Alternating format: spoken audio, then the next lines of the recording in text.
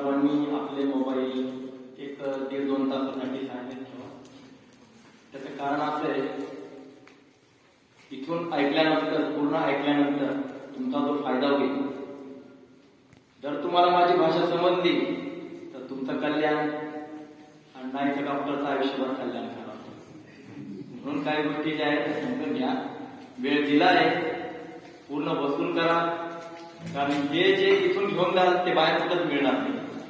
म्हणून थोडंसं सिरियसनेस घ्या, शांतपणे ऐका, मनापासून ऐका आणि फॉलो करा. नो लाईक, नो सबस्क्राईब,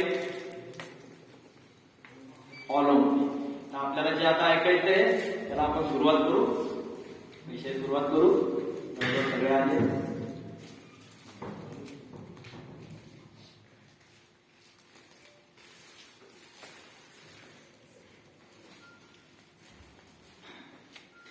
सगळ्यांना जय तुलसीराम. गुरु ब्रह्मा, गुरु विष्णू, गुरुदेव महेश्वरा, गुरु साक्षात परब्रह्म तस्मै श्री गुरुवे नमः. कारण गुरुशिवाय दुसरं काही नाही. त्यांची ताकद आहे म्हणून आपण बोलतो, नाही तर आपल्याला काय ताकद आहे. पंढरपूरला सेमिनार घ्यायचंय म्हटल्यानंतर मला फोन आला. निवृत्ती ज्ञानदेव गोपाळ मुक्ताबाई एकनाथ नामदेव तुकाराम संतांचं नाव घेतल्यानंतर फोन येतं. जे संत इथे नाचले, देवाचे लाडके झाले, अशा पवित्र भूमीत तुमची सेवा करण्याची संधी मला मिळते, हे माझं काही जन्मांचं मी भाग्य समजतो. फार आनंद झाला मला की या पवित्र भूमीमध्ये अध्यात्मातून आरोग्य समजवायची संधी मिळते. मी याला पांडुरंगाचा आशीर्वाद समजतो. इथं आलं आणि संतांचं नाव घेतलं नाही असं होईल का? संत ज्ञानेश्वर माऊली म्हणतात, अवघाची संसार सुखाचा करीन, आनंदे भरीन तिन्ही लोके. संपूर्ण संसाराला, विश्वाला सुखी करण्याची गर्जना करणारी माऊली, सर्वत्र सुखीना संतू म्हणणारी आमची संस्कृती. सर्वजण सुखी व्हा, अखिल मानव सुखी व्हा, अमृत व्हा. सुख हवंय, सुखी व्हायचंय, कोणालाही दुःखी नाही व्हायचंय. पण का आहे का कोणाकडे सुख? दाखवा मला असं घर ज्या घरामध्ये एकही व्याधी नाहीये, एकही प्रॉब्लेम नाहीये, एकही आजार नाहीये, एक घर नाहीये. आमच्याकडे मर्सिडीज गाडी आहे, पण टायर पंक्चर. गाडी काही कशी नाही. सुख मिळतं देवाकडं, पण देवाकडे जायला ही गाडी, हे साधन पंक्चर.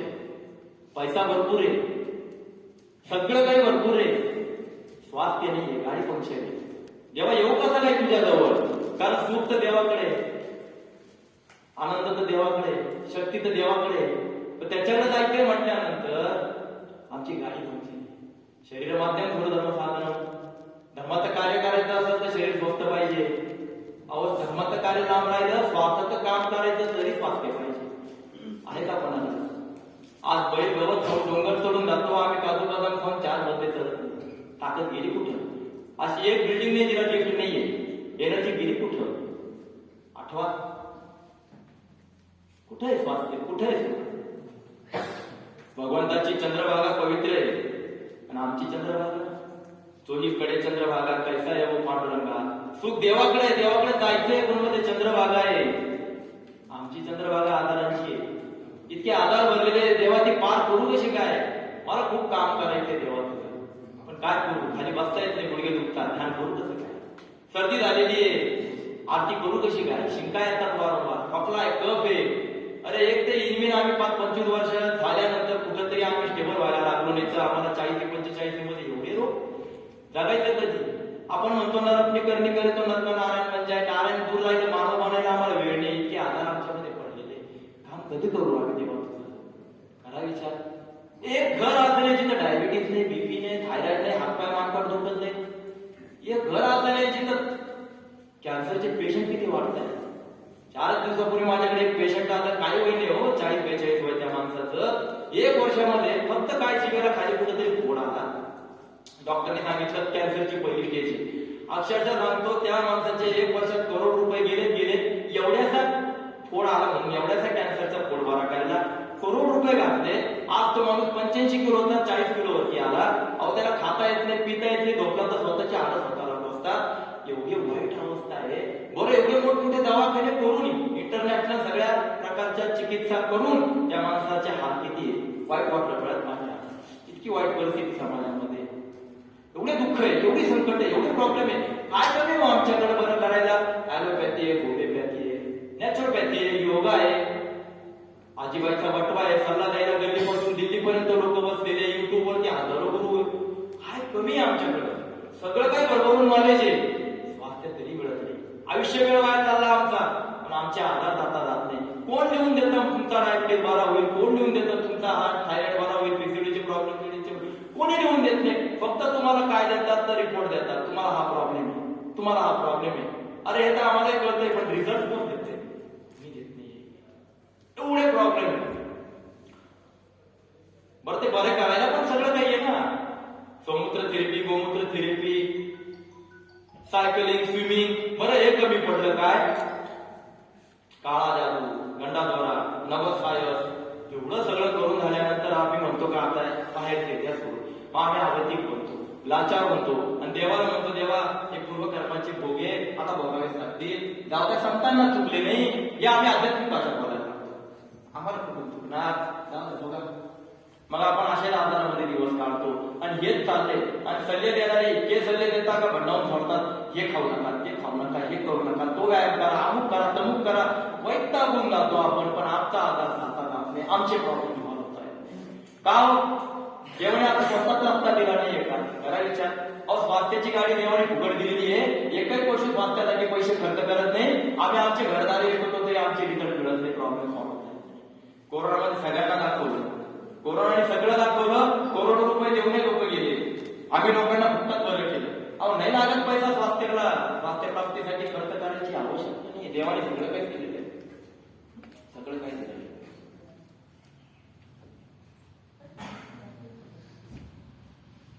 परंतु त्याच्यासाठी काही करावं लागतं. देव फुकट काही देत नाही. या जगामध्ये फुकट काहीच मिळत नाही. मला स्वास्थ्य पाहिजे असेल, मला त्याच्यासाठी काहीतरी करावं लागतं.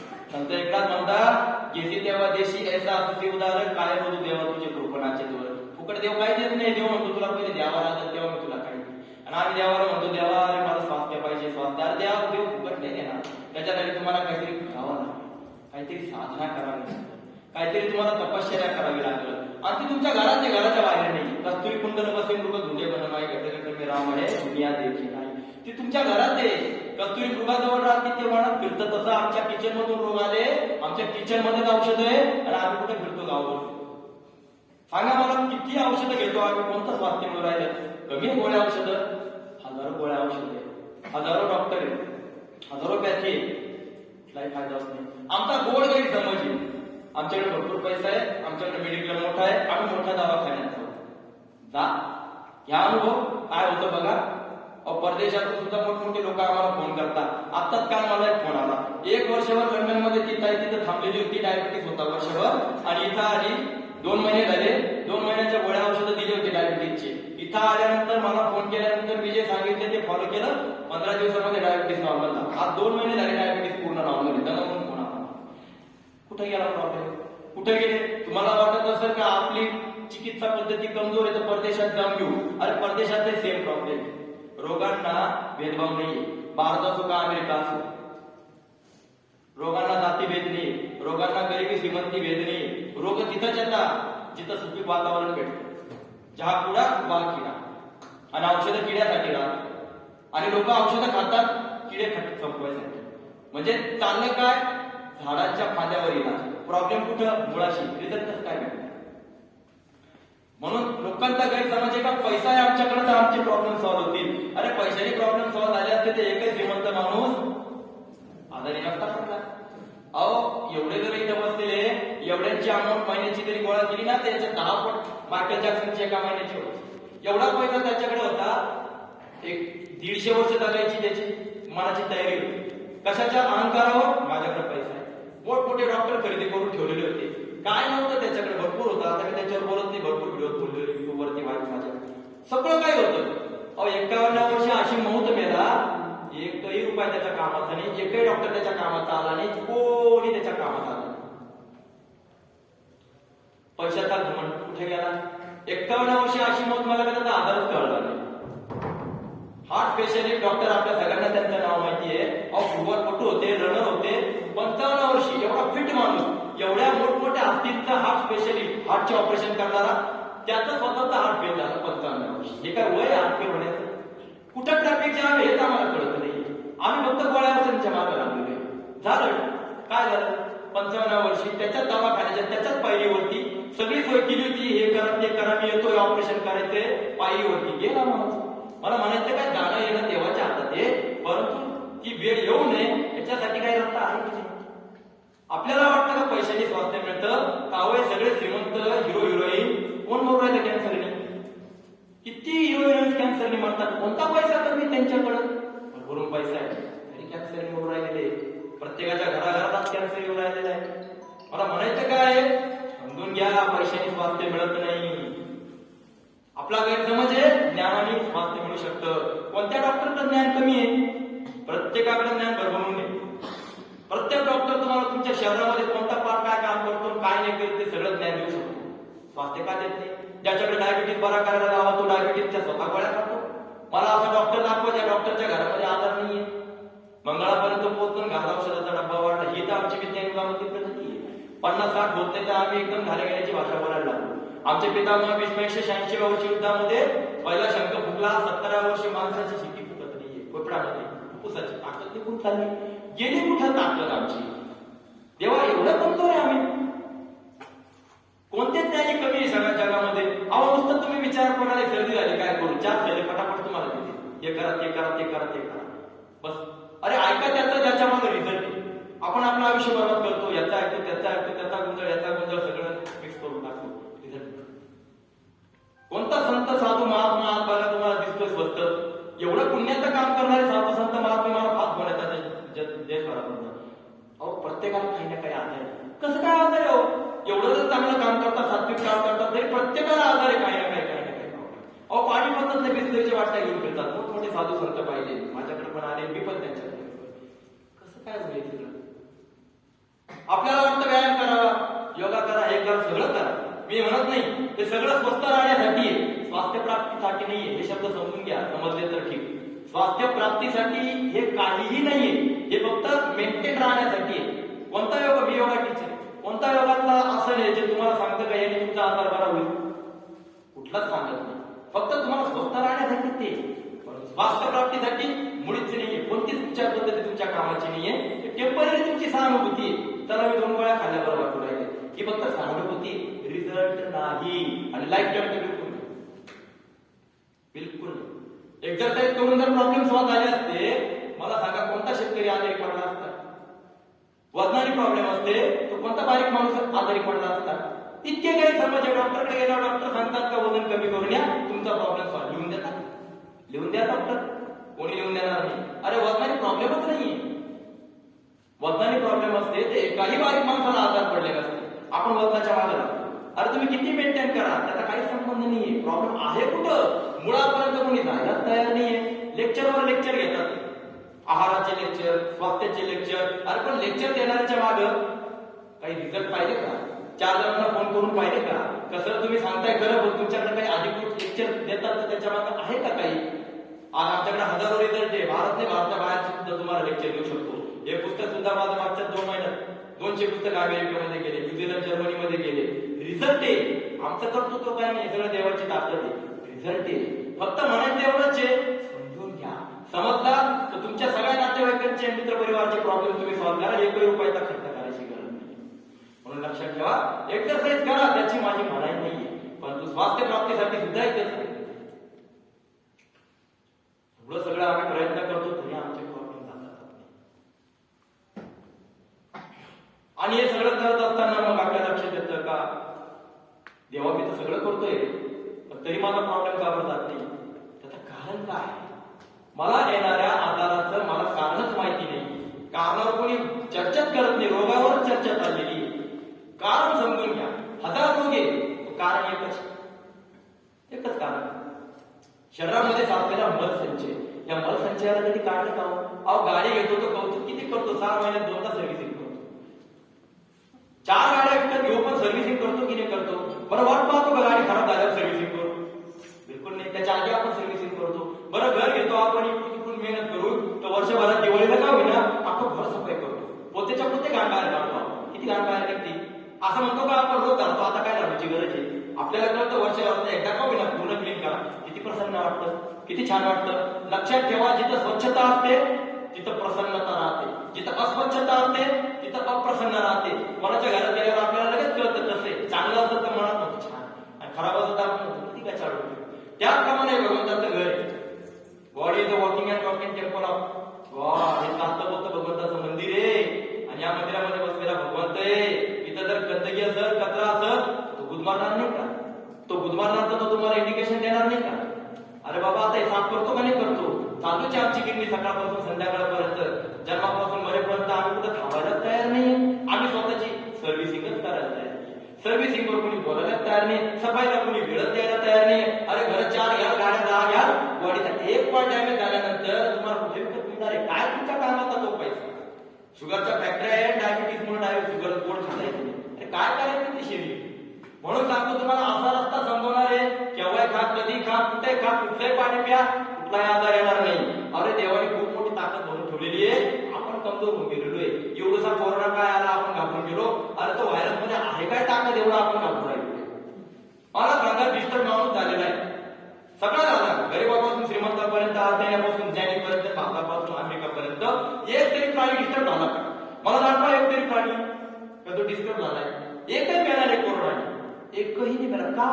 कधी आम्ही विचार करत नाही. आज त्याचे शरीर पंचतत्वाने बनलेले आहे, आमचे शरीर पंचतत्वाने बनलेले आहे. तो नाही मिळाला, आम्ही आधे म्हणून राहिलो. आम्ही आधे कोरोना घाबरतोय. हे काय कमी पडले होते का? डायबिटीस, बीपी, थायरॉइड, डेंगू, सारखी आणि त्या देवाने अजून एक किट पाठवून दिला. अजून एक लाईन चालूच आहे. अरे आम्ही घाबरून जगायचं का? मिठाईच्या दुकानात जाऊन ते कसा घाबरून घाबरून खातो, तसं आमचं जीवन चालू आहे. याला घाबरा, त्याला घाबरा, त्याला घाबरा, असंच जगायचं का? तेव्हा असंच आहे का हे जीवन? बिलकुल नाही. देवाने खूप काही आपल्याला दिलेले, तोच रस्ता आपल्याला समजून घ्यायचा आहे. प्रभू रामचंद्र 14 वर्ष वनवासामध्ये राहिले. कधीतरी कोणीतरी सांगितलं का आजारी पडले? काय खाल्लं त्यांनी? कधीतरी विचार करतो का? त्याच गोष्टीचा आपल्याला विचार करायचा आहे. म्हणून सांगतो तुम्हाला, विषय समजून घ्या. ज्यावेळेस शरीरामध्ये रोग येतात, ज्यावेळेस शरीरामध्ये रोग येतात, तर रोगाचं एकच कारण आहे का शरीरामध्ये साचलेला मलसंचय. याच्यावर भगवद्गीतेमध्ये सांगितलेले भगवंतांनी 17व्या अध्यायामध्ये 9वा श्लोक, कटवंबललवना तुष्ट तीक्ष्ण वृक्ष विदायिना आहार राजस श्रेष्ठ दुःख शोकमय प्रदा. दुःख शोक उत्पन्न करणारा आहार आमचा तामसी लोकांचा. त्याच्या पुढे सांगितलेले यादयामं गतरसंपुती परुषितम च उच्चिष्टम अपिचावेद्यम भोजनम तामसप्रियम. यादयामं म्हणजे शिळ. आम्हाला वाटतं का रात्रीचं सकाळी खायचं नसतं. अरे 3 तासानंतर खाल्लेलं की शिळ राहतं, हे कोणाला माहिती? सकाळचं संध्याकाळी हे पण शिळ, हे पण आजाराला कारणीभूत आहे. हा माझं काही म्हणणं नाही, मी फक्त आजाराची कारण सांगतोय. शिळ, बासी, दुर्गंधीयुक्त, त्याच्यानंतर अति तिखट, अति गरम, अति थंड, बऱ्याच गोष्टी भगवंतांनी सांगितलेल्या आहेत. याच्यावर कधी विचार केला का? 6व्या अध्यायात भगवंत सांगतात रोगाचं कारण युक्त आरोग्य चेष्टास्य कर्मसयुक्त स्वप्नबोधस्य योग होते दुःखा. दुःखाचं कारण आमचा आहारयुक्त नाही, आमचा विहारयुक्त नाही. मोबाईल हातामध्ये घेतल्यानंतर आम्ही जे 2 तास पाच बसतो होता, आम्हाला पाठीला कमरेला दुखणं चालू होतं. लोक म्हणतात सर आहार बदलला. अरे पण विहार पण बदलला. थोडंसं तर कंट्रोल घ्या स्वतःवर. कंट्रोल नाही, ही रोगाची कारण आहे. ह्याच्यावर जास्त बोलायचं मला वेळ नाही त्या गोष्टीमध्ये, कारण पुढची जी सिस्टम आहे ती जास्त महत्वाची आता समजून घेणार आहोत. बाकीचं या पुस्तकामध्ये सगळं डीप नॉलेज दिले. सगळ्यात महत्वाचं कारण काय? शरीरामध्ये साचलेला मलसंचय जोपर्यंत खाली होत नाही भांड, तोपर्यंत प्रॉब्लेम जाणार नाही. त्याला खाली करा. मग आता ज्याचं घर आहे तोच सफाई करेल, ज्याचं शेत आहे तोच सफाई करेल. मग शरीर पण असेल. हे आपलं नाही, हे भगवंताचं आहे. आपण कधी जाणार कधी येणार आपल्या हातात नाहीये. मग तोच याची काळजी घेतो. 13व्या अध्यायात भगवंतांनी सांगितले इदम शरीर कोणते क्षेत्रमित्य विधीयते तत्त्ववेत्ती तत्प्रम क्षेत्रज्ञ तद्विदम. क्षेत्र म्हणजे शेत आणि क्षेत्रज्ञ म्हणजे किसान, शेतकरी. कोणत्याही शेतकऱ्याला विचारा, बाबा तुझ्या शेतामध्ये सफाई केली नाही तर काय होईल? कचरा होईल, घाण होईल, नको असलेलं गवत उगस. सफाई करायला वेळ द्यावा लागतो, आणि सफाई करायची नसली तर काय पण होतं. तसं ह्या शरीराला नवद्वारे पुढे देई. अरे 9 द्वारे किती घाणांमध्ये जात असत. विचारांनी जाती, डोळ्यांनी जाती, कानांनी जाती, सगळ्या क्षेत्रांतून घाणांमध्ये जाती. कधी सफाई केली नाही केली. आम्हाला वेळ कुठे? आम्हाला वेळ नाही. मग कोण करतं सफाई? देव करतो. मग देव कशी सफाई करतो? 4 मार्गाने सफाई करतो. प्रत्येकाच्या शरीरामध्ये देव 4 मार्गाने सफाई करतो. त्याला रॅपिड डिसीज म्हणतात. पाखाना, पसीना, प्रश्वास आणि पाखाना म्हणजे टॉयलेट द्वार, युरिन द्वार, स्किन द्वार आणि नाका तोंडामध्ये या 4 मार्गाने भगवंत सफाई करीत असतो. बघा तुम्ही, लूज मोशन होतात, उलट्या होतात, सर्दी होते, खोकला होतो, कफ होतो, ताप येतो, ही सगळी जी आहे, ही सगळी जी घाण आहे ही देव बाहेर काढतो. याला रॅपिड डिसीज म्हणतात.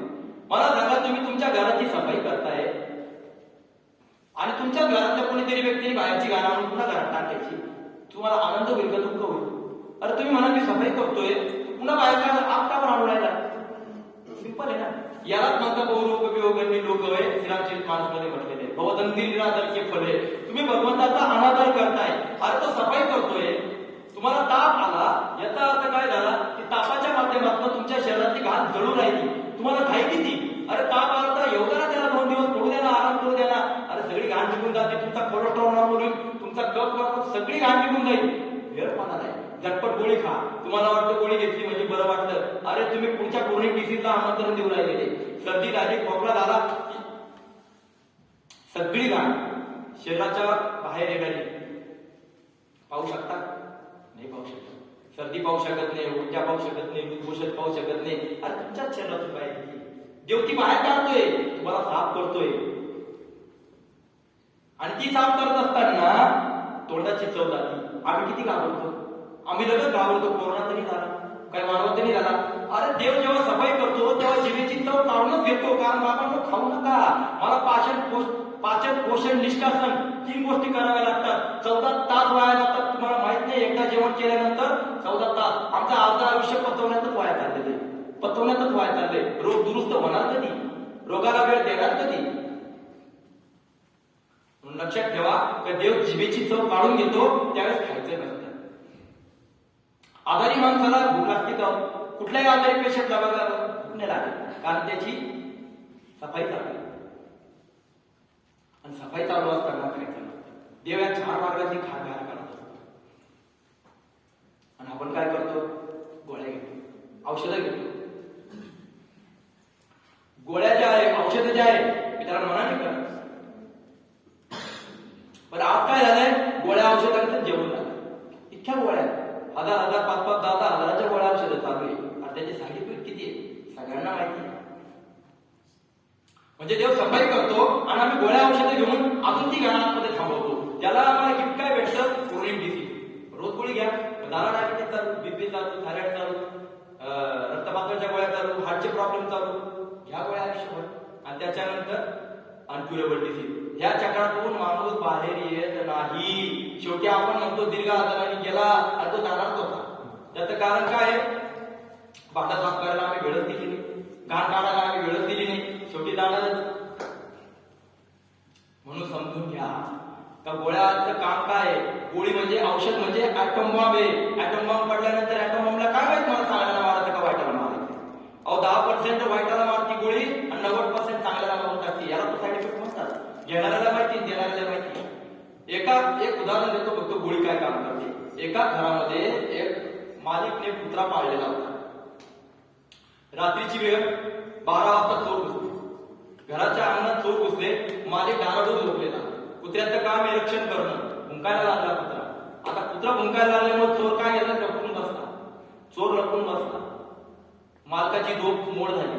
उठला, बाहेर आला, पाहतो तो कोणीच नाही. संताप झाला, कुत्र का भुंकू राहिलं? माझी झोप मोडली. काठी घेऊन कुत्र्याला बदलतो. कुत्र शांत बसतं, मारल्यामुळे नाही. त्याला माहितीये का माझं काम होतं मालकाला जागवणं, मी माझं काम केलं. शांत बसत. मालिक पुन्हा घरात जातो निघून. पण कुत्र्याला माहिती चोर अजूनही तिथेच. कुत्र पुन्हा भुंकतं. मालिक पुन्हा बाहेर येतात, पुन्हा पाहतात, कोणी नाही, पुन्हा बदलतात. आता मला सांगा, ही क्रिया किती दिवसापर्यंत चालत किंवा किती वेळ चालत? एक तर चोर निघून जात नाही किंवा कुत्र मरत नाही. सेम ती परिस्थिती आपल्या बाबतीत होते. सेम एखादा का आजार आपल्या शरीरामध्ये आला, मला अस्वस्थ वाटतं, बेचैन वाटतं, काहीतरी बॅड फील होतं. समजून घ्या, रोगाने इंडिकेट. त्याच्या पुढे मोठे रोग, आपण तुरंत गोळी घेतो. अरे रोग येणं म्हणजे इंडिकेशन चालू झाले तर तुमच्या तुमच्या आतमध्ये कचरा वाढतोय. आता तुम्ही तुरंत जाऊन काय करता, दवारूपी लाकडानी म्हणजे गोळी घेऊन त्या इंडिकेशनला बदलता. गोळी घेतल्यावर तुम्हाला वाटतं डोकं थांबलं, गैरसमज तुमचा. तुम्हाला वाटतं का सर्दी गेली, गैरसमज तुमचा. तुम्ही आज सिमेंटचं घर फक्त घर दिलं त्या रोगांना, गोळ्या आजाराला थांबवता. आता हे कुठपर्यंत चालणार? एक तर माणूस जात नाही तर आजार जात नाही, आजार तर जातच नाही, माणूस होता. म्हणून लक्षात ठेवा, इथं बसल्या बसल्या बाहेर अग्निशामकची गाडी घंटी वाजवत गेली तर तुम्ही काय म्हणा, कुठेतरी आग लागली. ती घंटी बंद केली म्हणजे आग विझणार आहे का? नाही. तसं तुमच्या शरीरामध्ये रोगाची इंडिकेशन चालू होता, तुम्ही त्याला काय करता, गोळी औषधे घेऊन त्याला बंद करता. अरे रोगाची आग नाही विझत, ती अजून वाढते. म्हणून तुम्ही म्हणता कालपर्यंत पॅरालिसिस नव्हता, आज धक्का कसा आला. कालपर्यंत काही प्रॉब्लेम नव्हता, आज हार्ट अटॅक कसा आला. अरे बाबांनो, कालपर्यंत ते इंडिकेशन देत होता, तुम्ही समजत नव्हते. म्हणून समजून घ्या, गोळ्या औषधाने कुठलाही तुमचा प्रॉब्लेम सॉल्व्ह होणार नाही. इमर्जन्सीला ठीक आहे, पण गोळी तुमच्या शरीरातल्या कुठल्याही प्रॉब्लेमला सॉल्व्ह करणार नाही. तुमच्या घरात 4 जणांचा स्वयंपाक बनवला, 5 जणांचा झाला, तर समजून घ्या का 4 जणांनी तो पोटभर खाल्ला, 5व्याचा भांड्यात उरला. आणि चुकून तुम्ही 1-2 दिवस बाहेर गेले फिरायला, आल्यावर काय पाहाल, भांड्यामध्ये दुर्गंधी दिसत तुम्हाला, कचरा दिसत तुम्हाला, किडे दिसतील तुम्हाला. मग काय करावं? किडे मारायचं औषध आणणार का भांडं साफ करणार? इथं 10 मिनिटात तुम्ही सांगा भांडं साफ करायचं, हे भांडं काय साफ करा.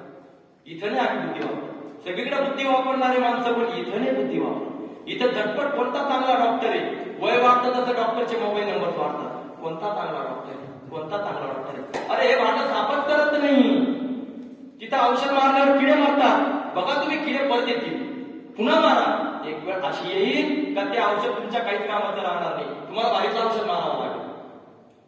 किडे तोपर्यंत आहे तोपर्यंत कचरा आहे, कारण किडे हे भगवंताने पाठवलेले स्वच्छतेचे कर्मचारी आहे.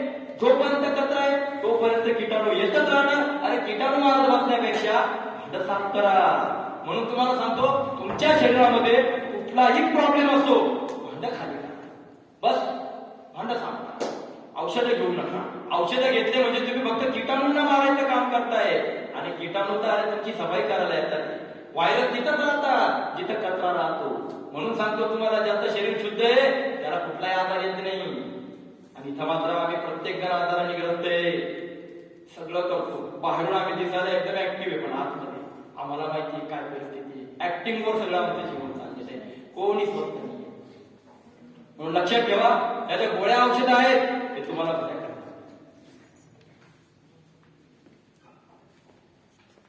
म्हणून सांगतो तुम्हाला, आहारच असा बदला, आहारच असा करा तर तुमच्या शरीरामध्ये रोगप्रतिकार क्षमता अशी निर्माण झाली पाहिजे की कुठल्याही प्रकारचा प्रॉब्लेम कधीच आला नाही पाहिजे. याच्यासाठी काय करायचं? याच्यासाठी फक्त थोड्याशा ज्या गोष्टी आहे त्या पुन्हा समजून घ्या. सगळ्यात महत्वाचं काय, आहारावरतीच खूप साऱ्या चर्चा चालली आहे. आहार कोणता करा, कोणता करू नका. मी सांगतो, त्या भांड्यामध्ये शिल्लक तर राहिलं नाही, किडे येतील कुठून. तुम्ही काय खाता हे महत्वाचं नाहीये, तुम्ही सफाईला किती वेळ देता हे जास्त महत्वाचं आहे. म्हणून सफाईला वेळ द्या. ज्यावेळेस आम्ही सांगतो, एक थोड्या दिवसासाठी दिनचर्या थोडीशी बदला, एक थोड्या दिवसासाठी एक शिजवलेलं अन्न बंद करा. लोकांना डोळे मोठे करतात, घाबरायला होतं, खायचं नाही सर. अरे एकही प्राणी जगामधला शिजवलेलं खात नाही, एकालाही रोग नाहीये, आणि इथं मात्र आम्ही सगळं खातोय, आम्हाला असा एकही रोग निघत नाही. एक थोड्या दिवसासाठी. पण आपल्याला वाटतं का आहार बदलला तर आम्ही त्रास नाही होणार, चक्कर तर नाही येणार, आजारी तर नाही पडणार. अरे आजार बरा करायसाठीच समजून राहिलो नाही का आपला आहारच तुमचा औषधी झाली पाहिजे. म्हणून सांगतो, काय खाता काय नाही खाता याच्यावर आम्ही बोलतच नाही. आम्ही सांगतो सफाईला वेळ. जे पण आपण खातोय, आपल्याला वाटतं का जेवण नाही केलं शक्ती कुठून मिळणार, हा एक गोड गैरसमज आहे. जेवण नाही केलं तर शक्ती कुठून मिळणार? मला एक सांगा, सकाळी उठल्यानंतर तुम्ही पंचपापांना जेवण करून मग काम करतात का पहिले काम करतात आणि मग जेवण करतात? नीट विचार करा. सकाळी उठल्यानंतर ताकद हवी आहे तर जेवण केलं का आपण? ताकद कुठून आली? पहिले वर्क आहे, मग फूड आहे, आणि मग रेस्ट आहे. पहिले कामच आहे. सकाळी उठल्यानंतर कामाला ताकद आली कुठून? कुठलाही तो पैलवान, कुठलाही तो जिमला जाणारा जो व्यक्ती आहे, तो जिमला जाताना काय जेवण करून जातो? योगा करणारे काय जेवण करून जातात? सायकलिंग स्विमिंग करणारे जेवण करून जातात? तो ताकद कुठून आली? लक्षात ठेवा, ताकद ही शुद्धतेवर अवलंबून राहते. जेवढी गाडी सर्व्हिसिंग चांगली तेवढा ऍव्हरेज चांगला. आमच्या गाडीची सर्व्हिसिंग असते त्याच्यामुळे आमचा ऍव्हरेज येत नाही. म्हणून सांगतो तुम्हाला सफाई करा. आहाराला महत्व तेवढं देऊ नका जेवढं सफाईला द्यायचे आपल्याला. नाहीतर सगळ्यांनी खाऊन खाऊन खाऊन खाऊन ताकद नसती मिळवली का? नीट विचार करा. आज जे आपण जेवण करतोय ना, मी नेहमी लोकांना सांगतो का शक्ती जेवणामध्ये नाहीये. Food is not source of energy, food is only building material.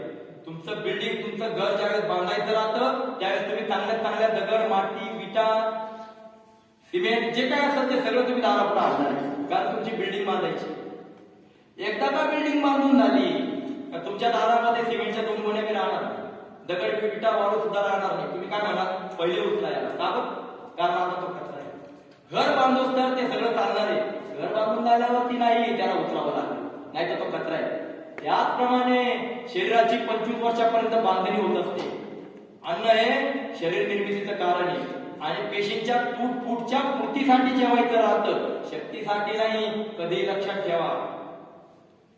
म्हणून 25 वर्षापर्यंत शरीराला 2 वेळचं जेवण दिलं तर चालेल, आधार नसेल तर. पण 25 वर्षानंतर नीट ऐका, 25 वर्षानंतर जी व्यक्ती सकाळचा नाश्ता, दुपारचं जेवण करते ती व्यक्ती कधीच निरोगी राहू शकत नाही. लिहून देतो तुम्हाला, मला कोणत्या क्षेत्रामध्ये कोणते लोक स्वस्त आहे तेवढं दाखवा. सकाळचा नाश्ता, दुपारचं जेवण हे सगळ्यात महत्वाचं सांगतो तुम्हाला, रोगाला कारणीभूत आहे. म्हणून आज तुमची चालली दुनिया. जायचं कलकत्त्याला बसले, मुंबईला स्टेशनच येत नाही, आमच्याकडे स्वास्थ्याचं स्टेशन आमच्याकडे. म्हणून दशा बदलत नाही, दिशा बदलून पहा. परिस्थिती बदलत नाही, रस्ता बदलून पहा. 8-15 दिवसामध्ये तुमच्या हातामध्ये रिझल्ट राहील. एवढ्या झटपट रिझल्ट कोण देणार तुम्हाला? म्हणून सांगतो, थोडीशी सिस्टम समजून घ्या. एकदा समजले तुमचं लाईफ बदललं म्हणून समजा. म्हणून ही सिस्टम समजून घ्यायची. आज आपण जे जेवण करतोय त्या 3 गोष्टी तुम्हाला देते. आज जे आपण खातोय ते 3 गोष्टी तुम्हाला देते. जेवण करा, तुम्हाला वात, पित्त, कफ भेटणार. वात, पित्त, कफ तुमचा बॅलन्स बिघडणार. बघा आज म्हणून सांगतो तुम्हाला का शरीरामध्ये जॉईंट पेन कितीतरी जणांना आहे. मान दुखती, पाठ दुखती, कंबर दुखतं, गुडघे दुखतं कशामुळं? याचा कोणी विचार करेल? कोणी विचार करत नाही. आमचे पूर्वज घोड्यावरती 200 किलोमीटर सहज जायचे डोंगराच्या रस्त्यातून. आजचे डॉक्टर सांगतात का गाडी बदला, सेल्फस्टार्ट गाडी वापरा, डाबलेला. अरे त्या गाडीचा कमरेचा संबंध काय आहे? पण मानेला भेट, कमरेला भेट. अरे बाई 50 पोते वाहतो, 10 माणसं गाडीत बसवतो, पण कमरेला भेट नाही. आमचं काही न करता आमच्या अख्ख्या शरीराला भेट लागते. त्यात काय कमी पडलं? तोंडाला भेट. काय कळायचं तुम्हाला नाही काय कुठं चालली दुनिया, अख्खं शरीर काय झालेले. मला म्हणायचं काय आहे का, आपण किती खाली चाललेलो आहे. अरे एन्जॉय बाजूला राहिलं, एन्जॉयची फक्त, आनंदाची फक्त ऍक्टिंगच चालू आहे. वाद वाढला ना तर तुमच्या शरीरामध्ये दुखणं चालू होईल. डॉक्टर काय सांगतात? गुडघ्याचं ऑइल कमी झालं, असं कसं कमी झालं? जेवण एवढं कमी दिलं, गुडघ्याचे हाडं झिजू राहिले, असे कसे झिजू राहिले? अरे एकाही प्राण्याचे हाडं झिजत नाही, आमचे कसे काय खाता पिता झिजू राहिले? कॅल्शियम कॅल्शियम कॅल्शियमचा एवढा, कॅल्शियम, व्हिटॅमिन, प्रोटीन एवढे बडबड चालते, एवढे लेक्चर चालतात. अरे बाबांनो, तुम्ही थोडंसं फक्त मी सांगतो त्या पद्धतीने चालू करा. काही पाहू नका, तुमच्या बॉडीमध्ये सगळं भरलेलं राहील. काही कोणाची ऐकायची गरज नाही. एकही प्राणी पाहतो का कुठं कॅल्शियम कमी आहे, कुठं व्हिटॅमिन कमी आहे, कुठं प्रोटीन कमी आहे, ते पाहून आपण खाऊ. आमचे सारे लेक्चर त्याच्यावर. याच्यात कॅल्शियम जास्त आहे, त्याच्यात प्रोटीन जास्त आहे, त्याच्यात हिमोग्लोबिन. अरे आमच्याकडे व्याप कमी आहे, त्याच्यामध्ये आम्ही खाण्यावरती अजून हेच पाहत बसायचं, याच्यात काय त्याच्यात काय. लक्षात ठेवा, वाद कुठं असतो? जिथं गॅस कुठं असतो? जिथं गोबर. बॉडीमधलं गोबर काढायला वेळ नाही आणि आम्ही हाडाचे ऑपरेशन करून येतो आणि अजून होऊन जातो. म्हणजे आयुष्य आमचं बरबाद करून टाकतो आणि 2-2.5 लाख असे घालून टाकतो. अरे तुमचं दुखणं मोठं सांगत नाही तोपर्यंत तुम्ही खिसा कसा काय मोकळा कराल? म्हणून तर तुम्हाला सांगतो, तुमचा आधार एकदम क्षुद्र आहे पण तुमचा आधार मोठा केला गेला आहे. अरे आम्ही कोरोनाला 5 दिवसाच्या आत लोकांना फुकट बरे केले, 1 रुपयाने खर्च करता. आमच्याकडचे लोक 1-2 करोड रुपये खर्च करून गेले. वाईट ह्याच गोष्टीचं वाटतं का बाबांनो, स्वास्थ्याला पैसे खर्च करायची गरज नाहीये. हा सोप्या गोष्टी आहे, समजून घ्या. हे जीवन परत परत भेटणार नाहीये. असं दुःखात रोगामध्ये काढू नका. थोडीशी दिनचर्या फक्त बदलून बघा. शरीरामध्ये गॅसेस वाढल्यानंतरच तुम्हाला जॉईंट्स पण होणार आहे. वजनाचा त्याच्याशी काही संबंध नाहीये. नाही तर बैलाचे काय गुडघे दुखले असते, हाती काय रडत बसला असता गुडघे दुखता म्हणून. त्याचं वजन केवढं, त्याचे पाय केवढे, वजनाचा काही संबंध नाहीये.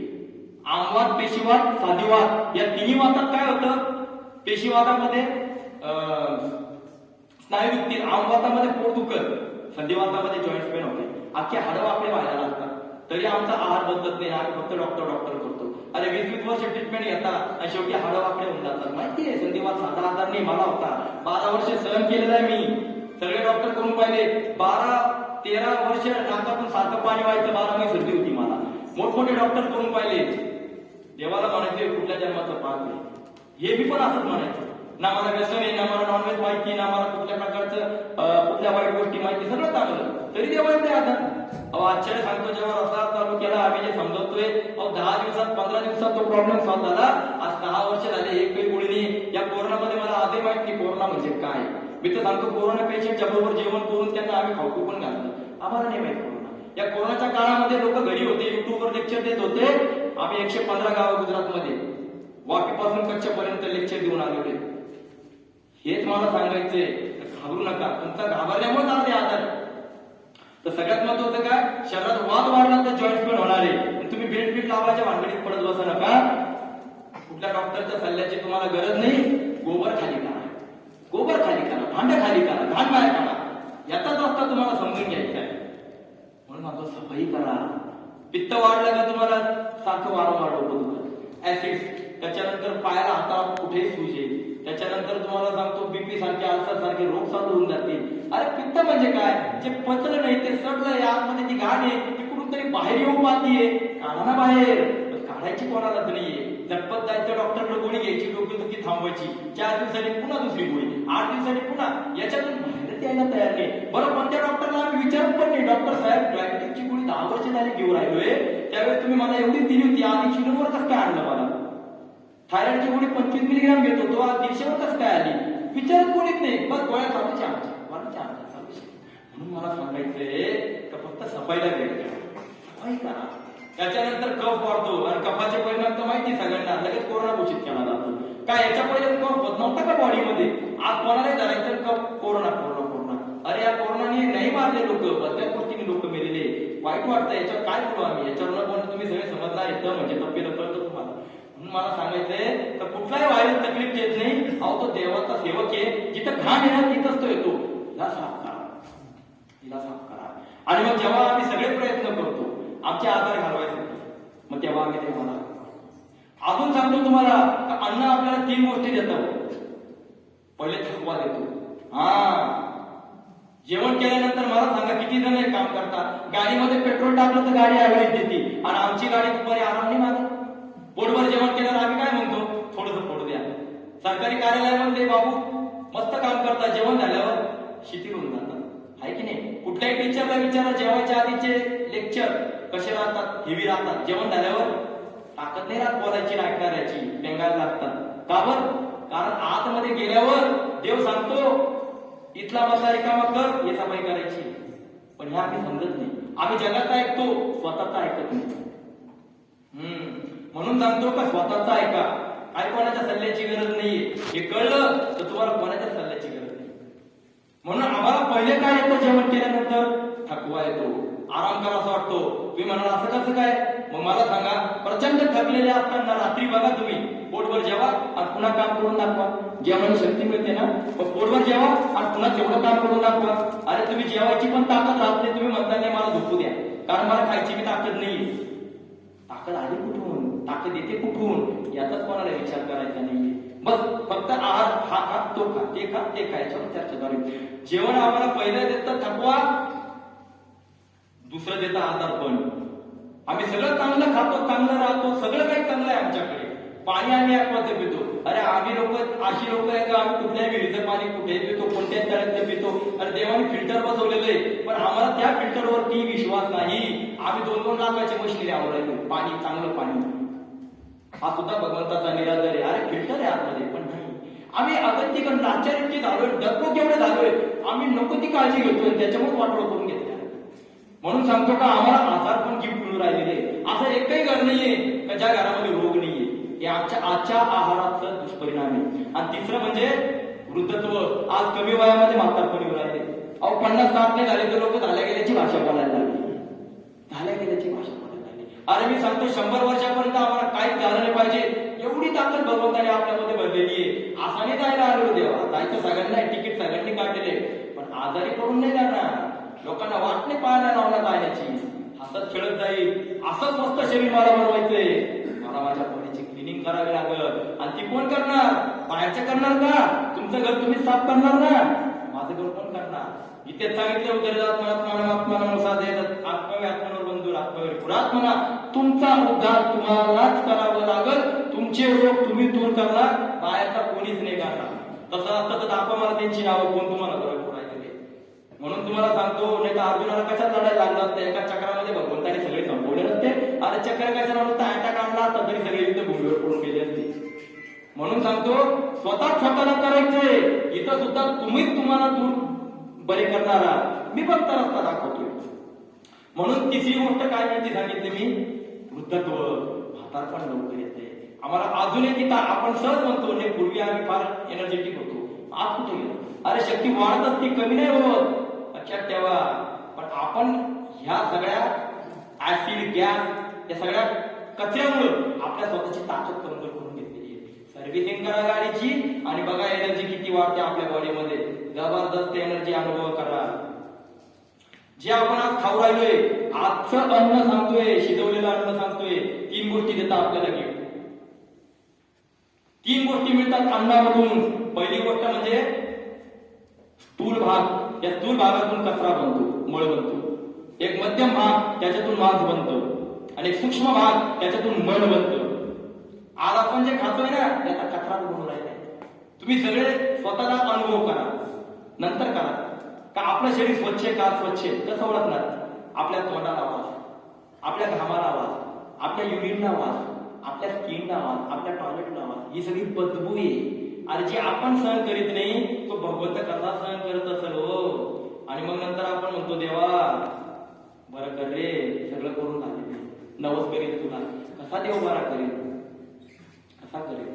म्हणून लक्षात ठेवा, काही सफाई करा, ती घाण काढा. जेव्हा कळत का तोंडाचा घामाचा आवाज गेला, तेव्हा समजायचं का शरीर शुद्ध आहे. शरीर शुद्ध करणार कधी? म्हणून सांगतो तुम्हाला, सफाई करा. आपल्याला वाटतं का मी जर जेवलं नाही तर कसं होईल मला? काही घाबरू नका. तुम्हाला असं पौष्टिक अन्न सांगणार आहे का 4 पट ताकद बॉडीमध्ये तयार होईल. लोक मला म्हणतात का सर खाल्लं नाही तर कसं चालेल? नीट सांगा मला, प्रश्नाचं उत्तर मला व्यवस्थित द्या. का शरीर अन्नापासून चालतं का? थोडासा विचार करा. आपलं शास्त्र सांगतं, अन्नात भवन्ति भूतानि पर्जन्यात अन्न संभवा यज्ञात भवति पर्जन्य यज्ञ कर्म समुद्भव. अन्नापासून माणूस बनलेला आहे. सगळे प्राणी मात्र अन्नापासून बनलेले. आता इथं बसलेले सगळेजण हुशार आहेत, ज्ञानी आहेत. गुगलवर सर्च करा, फक्त माझ्या एका प्रश्नाचं उत्तर द्या. अशी कोणती वस्तू जी ज्याच्यापासून बनली ती त्याच्यापासूनच चालते? एक तरी वस्तू दाखवा. मी लेक्चर बंद केले, काम धंदा सोडून दे. एक तरी दाखवा जगामध्ये वस्तू की ज्याच्यापासून बनली ती त्याच्यापासून चालते. तुम्ही सगळे आता ज्या गाडीमध्ये आले ती गाडी फायबर लोखंडाची काहीतरी बनली असेल, पेट्रोल पासून चालते.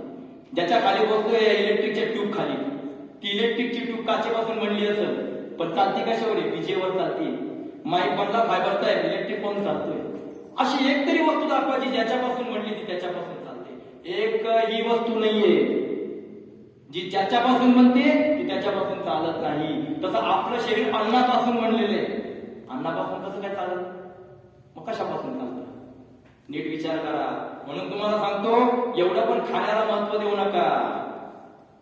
शरीर चालतं व्हायटल पॉवरने, शरीर चालतं जीवनी शक्तीने. म्हणून तुम्हाला सांगतो, ही समजून घ्या. सर्वस्वच्या आतमध्ये बसलेला भगवंत जोपर्यंत आहे तोपर्यंत रामराम आहे, तो गेल्यावर रामनाम सत्य आहे. तो कुठं आहे? तो आतमध्ये बसलेला आहे. आणि शरीर चालतं जीवनी शक्तीवर, आणि जीवनी शक्ती शुद्धतेवर अवलंबून राहते. जर तुमचं शरीर शुद्ध असेल तर तुम्ही एनर्जेटिक. तुम्हाला वाटत असेल खाऊन अन्न चालतं, तर जीवनी शक्ती जर निघून गेली तर त्या मेलेल्या माणसाच्या तोंडामध्ये भरपूर अन्न भरा चालत नाही चालणार. जोपर्यंत देव बसलेला आहे, जोपर्यंत जीवनी शक्ती आहे, तोपर्यंत शरीर चालतं. म्हणून गैरसमज डोक्यात काढून टाका. खाल्लं नाही तर कसं चालत? खाल्लं नाही तर भरपूर काही चालणार आहे. सफाईला वेळ द्या, बॉडी क्लिनिंगला वेळ द्या. आणि मग एवढं सगळं आम्ही प्रयत्न करतो, सगळ्या प्रकारचे प्रयत्न करतो, आणि मग देवाला हात मारतो. देवा स्वास्थ्य पाहिजे, आम्हाला स्वास्थ्य दे. पण देवा ऐकतो का? देवाला रिकामा वेळ नाही, देव नाही ऐकत. आपणही बघा हॉस्पिटलमध्ये गेलेल्या डॉक्टर काय म्हणतात, आता देवाचा त्याला नमस्कार करा, देव ऐकतो का, देव नाही ऐकत. त्याचं कारणच ते तुम्ही गलत ठिकाणी अर्ज करू राहिले. तुम्ही पोलिसाकडे जाऊन डॉक्टरचं काम मागता ते, तो पोलीस म्हणून हे डिपार्टमेंट माझं नाही बाबा, डॉक्टर ते तिकडेच आहे. तसं स्वास्थ्याचं डिपार्टमेंट देवाकडे नाहीये, समजून घ्या. देवाकडे स्वास्थ्याचं डिपार्टमेंट नाही. देव कसा काय बरा नाही, मग डिपार्टमेंट आहे कोणाकडे? आपले ऋषीमुनी वेडे होते का? त्यांनी कोणाकडे मागितले? नीट विचार करा. आयुर्बलम यशोवरच्या प्रजापासून वसुनीच ब्रह्मप्रज्ञांच्या वेदांच्या त्वन्नोदे ही वनस्पती. ऋषीमुनींनी स्वास्थ्य कोणाकडे मागितलं? देवाकडे नाही मागितलं, वनस्पतीकडे मागितलं. हे वनस्पती आम्हाला आयुष्य, आरोग्य, बल, वैभव, समृद्धी, शक्ती दे. का बरं मागितलं? देवाकडे का नाही मागितलं? कारण देवाने स्वतः सांगितलंय भगवद्गीतेमध्ये 15व्या अध्यायामध्ये, कामाविष्यचे भूतानी नारायण मोजसा पुष्णामी चौथी सर्वा सोमभूतवारात्मका. चंद्रप्रकाशद्वारा सगळ्या वनस्पतींमध्ये मी औषधी भरून ठेवलेली आहे. अरे बाबा, मग ज्याच्यात औषधी भरलेली आहे तिकडे जा ना. मला कुठं आपण त्रास देतो? ब्रह्मांड सांभाळायचे, तुझंच काय पाच बसून मी. मग देवाने सगळं काही वनस्पतीमध्ये दिले, मग आम्ही देवाला मानतो, देवाचं मानतो का? मग देवाचं मानत नाही, मग हेच पौर्वगणी लोक आहे. हाच भगवंताचा अनादर आहे. म्हणून आपल्याला काय करायचे? भगवंतांनी सांगितलेल्या रस्त्याला चालायचे. तुम्हाला सांगतो, तुमचा आधार 8-15 दिवसाचा खेळ, काही जास्त नाही. म्हणून समजून घ्या, सफाईला वेळ द्या. आपण ज्यावेळेस शिजवलेला आहार खातो, 14 तास दिवसभरामध्ये वाया घालवतो आणि 2 वेळेला जेवण करतो, तर किती आयुष्य आपलं वाया चाललंय त्या पचवण्यामध्ये. पाचन, पोषण, निष्काशन मध्ये जीवनी शक्तीचा लॉस हो राहिलाय. म्हणून माता पण लवकर येतं. म्हणून सांगतो का, दिवसभरामध्ये आपल्याला 3 टप्पे करायचे. याला आम्ही सांगतो की त्रिसूत्री साधनाचा अवलंब करा. ही त्रिसूत्री साधना आपल्याला समजून घ्यायची. ही त्रिसूत्री साधना जर समजली, कुठलाही आजार तुमच्या पुढे शुद्र हो, दरवाजा वाजवी आत येऊ का म्हणून तुमची परमिशन नसल्याशिवाय असली तरी समजून घ्या. तप, सेवा, सुमिरन ह्याच गोष्टी मी तुम्हाला समजतोय. थोडं भोजन परिवर्तन करा म्हणजे तप करा. तपामध्ये काय गोष्टी येतात? तप करायचं म्हणजे तपोद्वंद्व सहनम. जेव्हा आम्ही सांगतोय की 8-15 दिवसासाठी जेवण सोडा, लगेच द्वंद्व चालू होतं, होईल का माझ्याची? करू शकेल का मी? चक्कर तर येणार नाही ना? आणि वाढवा झाला तर, त्रास झाला तर, अरे श्रद्धा तुमची कमी आहे. श्रद्धा ठेवा. बिना श्रद्धा कुठंच रिझल्ट मिळत नाही. डॉक्टरच्या गोळ्या औषधांचे साईड इफेक्ट तरी श्रद्धेने खा. इथं तर कुठलाच साईड इफेक्ट नाहीये. बिलकुल तुम्ही सुरू करा, तुम्हाला सांगतो कुठलाच प्रॉब्लेम येणार नाही. तुम्हाला पहिल्याच दिवसापासून तुमच्यामध्ये बॉडीमध्ये परिवर्तन दिसायला लागेल. तर तपामध्ये सहन करणं, संयम ठेवणं, समय देणं आणि सातत्य या 4 गोष्टी असतील तरच तुम्हाला रिझल्ट मिळणार आहे. तुमच्या कुठल्याही साधनेला व्हॅल्यू तेव्हाच आहे जेव्हा त्याच्यात सातत्य असेल. बिना सातत्य रिझल्ट नाही. नळाखालच्या दगडाला पाण्याने होल पडलेलं असतं, म्हणून टँकरवर पाणी दगडावर त्यावर खड्डाने पडणार. तर ते सातत्याने टपटप पडतं तेव्हा खड्डा पडतो. तसं आपल्या शरीरामध्ये तुम्हाला बदल हवा आहे, त्याच्यासाठी तुम्हाला सातत्य ठेवावं लागल, संयम ठेवावा लागल. कुठल्याही प्रकारचं घाबरायचं नाही. थोडी दिनचर्या बदलायची. म्हणून थोडं याच्यामध्ये 3 वेळ करायची आपल्याला. सिंपल आहे. सकाळी 4 वाजे, पहाटेचे 4 ते दुपारचे 12 हा फास्टिंग पिरियड राहणार आहे. 12 ते 8 हा इटिंग खायचा पिरियड राहणार आहे. आणि रात्रीचे 8 ते पहाटेचे 4 हा डायजेस्टिंग पिरियड राहणार आहे. एवढं काही आवडत जायचं नाही, मी स्वतःच सांगणार आहे. फक्त मी तुम्हाला 3 गोष्टी सांगतोय का पिरियड जो आहे खाण्याचा तो 12 ते 8 आहे. म्हणून तुम्ही 10ला खायचं नाही असं नाहीये, घाबरू नका. 11ला खा, परंतु समजून घ्या का हे 3 टप्पे. मग आता एकच करायचे, तप, भोजन परिवर्तन. दुसरा जो पार्ट आहे सेवा. कारण बिना सेवा रिझल्ट मिळत नाही. सारे पशु सेवा करतात, प्रत्येक जण देतो, आपण देतो का? म्हणून द्या, सेवा करा निस्वार्थ, तेव्हा लवकर स्वास्थ्य मिळतं. आणि सुमिरन, भगवंताची भक्ती, हे पाठ आपण नंतर. आता महत्वाचं काय? थोडीशी दिनचर्या आपल्याला त्याची. जर स्वास्थ्य हवं असेल, प्रॉब्लेम सॉल्व्ह करायचा असेल, कुठलाही प्रॉब्लेम असो, थोडी दिनचर्या बदला. म्हणून मगाशी मी सांगितलं, प्रभू रामचंद्र 14 वर्ष वनवासात होते. काय खाल्लं त्यांनी? एकही आधार आला नाही. करैया आहार, शाख, फलकंद, कच्चा आहार त्यांनी घेतला. कुठल्याही प्रकारच्या व्याधीने. आणि आम्ही चांगलं खातो पितो राहतो, तरी एवढासा टास डेंगू देऊन जातो. आणि मग कळतं डेंगू कसा काय झाला. मजबूत माणूस डेंगूने आजारी पडतो 15 दिवस दवाखान्यामध्ये. मला म्हणायचं काय? रोगप्रतिकार क्षमता वाढवा. अशी किती डास चावू द्या काही होणार नाही, अशी किती कोरोना येऊ द्या काही होणार नाही, पण रोगप्रतिकार क्षमता असेल तर. आणि ही रोगप्रतिकार क्षमता ही शिजवलेल्या मृत आहारामध्ये नाहीये. आपण जे खातो ते मृत अन्न आहे. एकदा का शिजवलं तर त्याचे ते पोषक तत्व मृत झालेले राहतात. ते फक्त पोटामध्ये कचरा वाढवतो.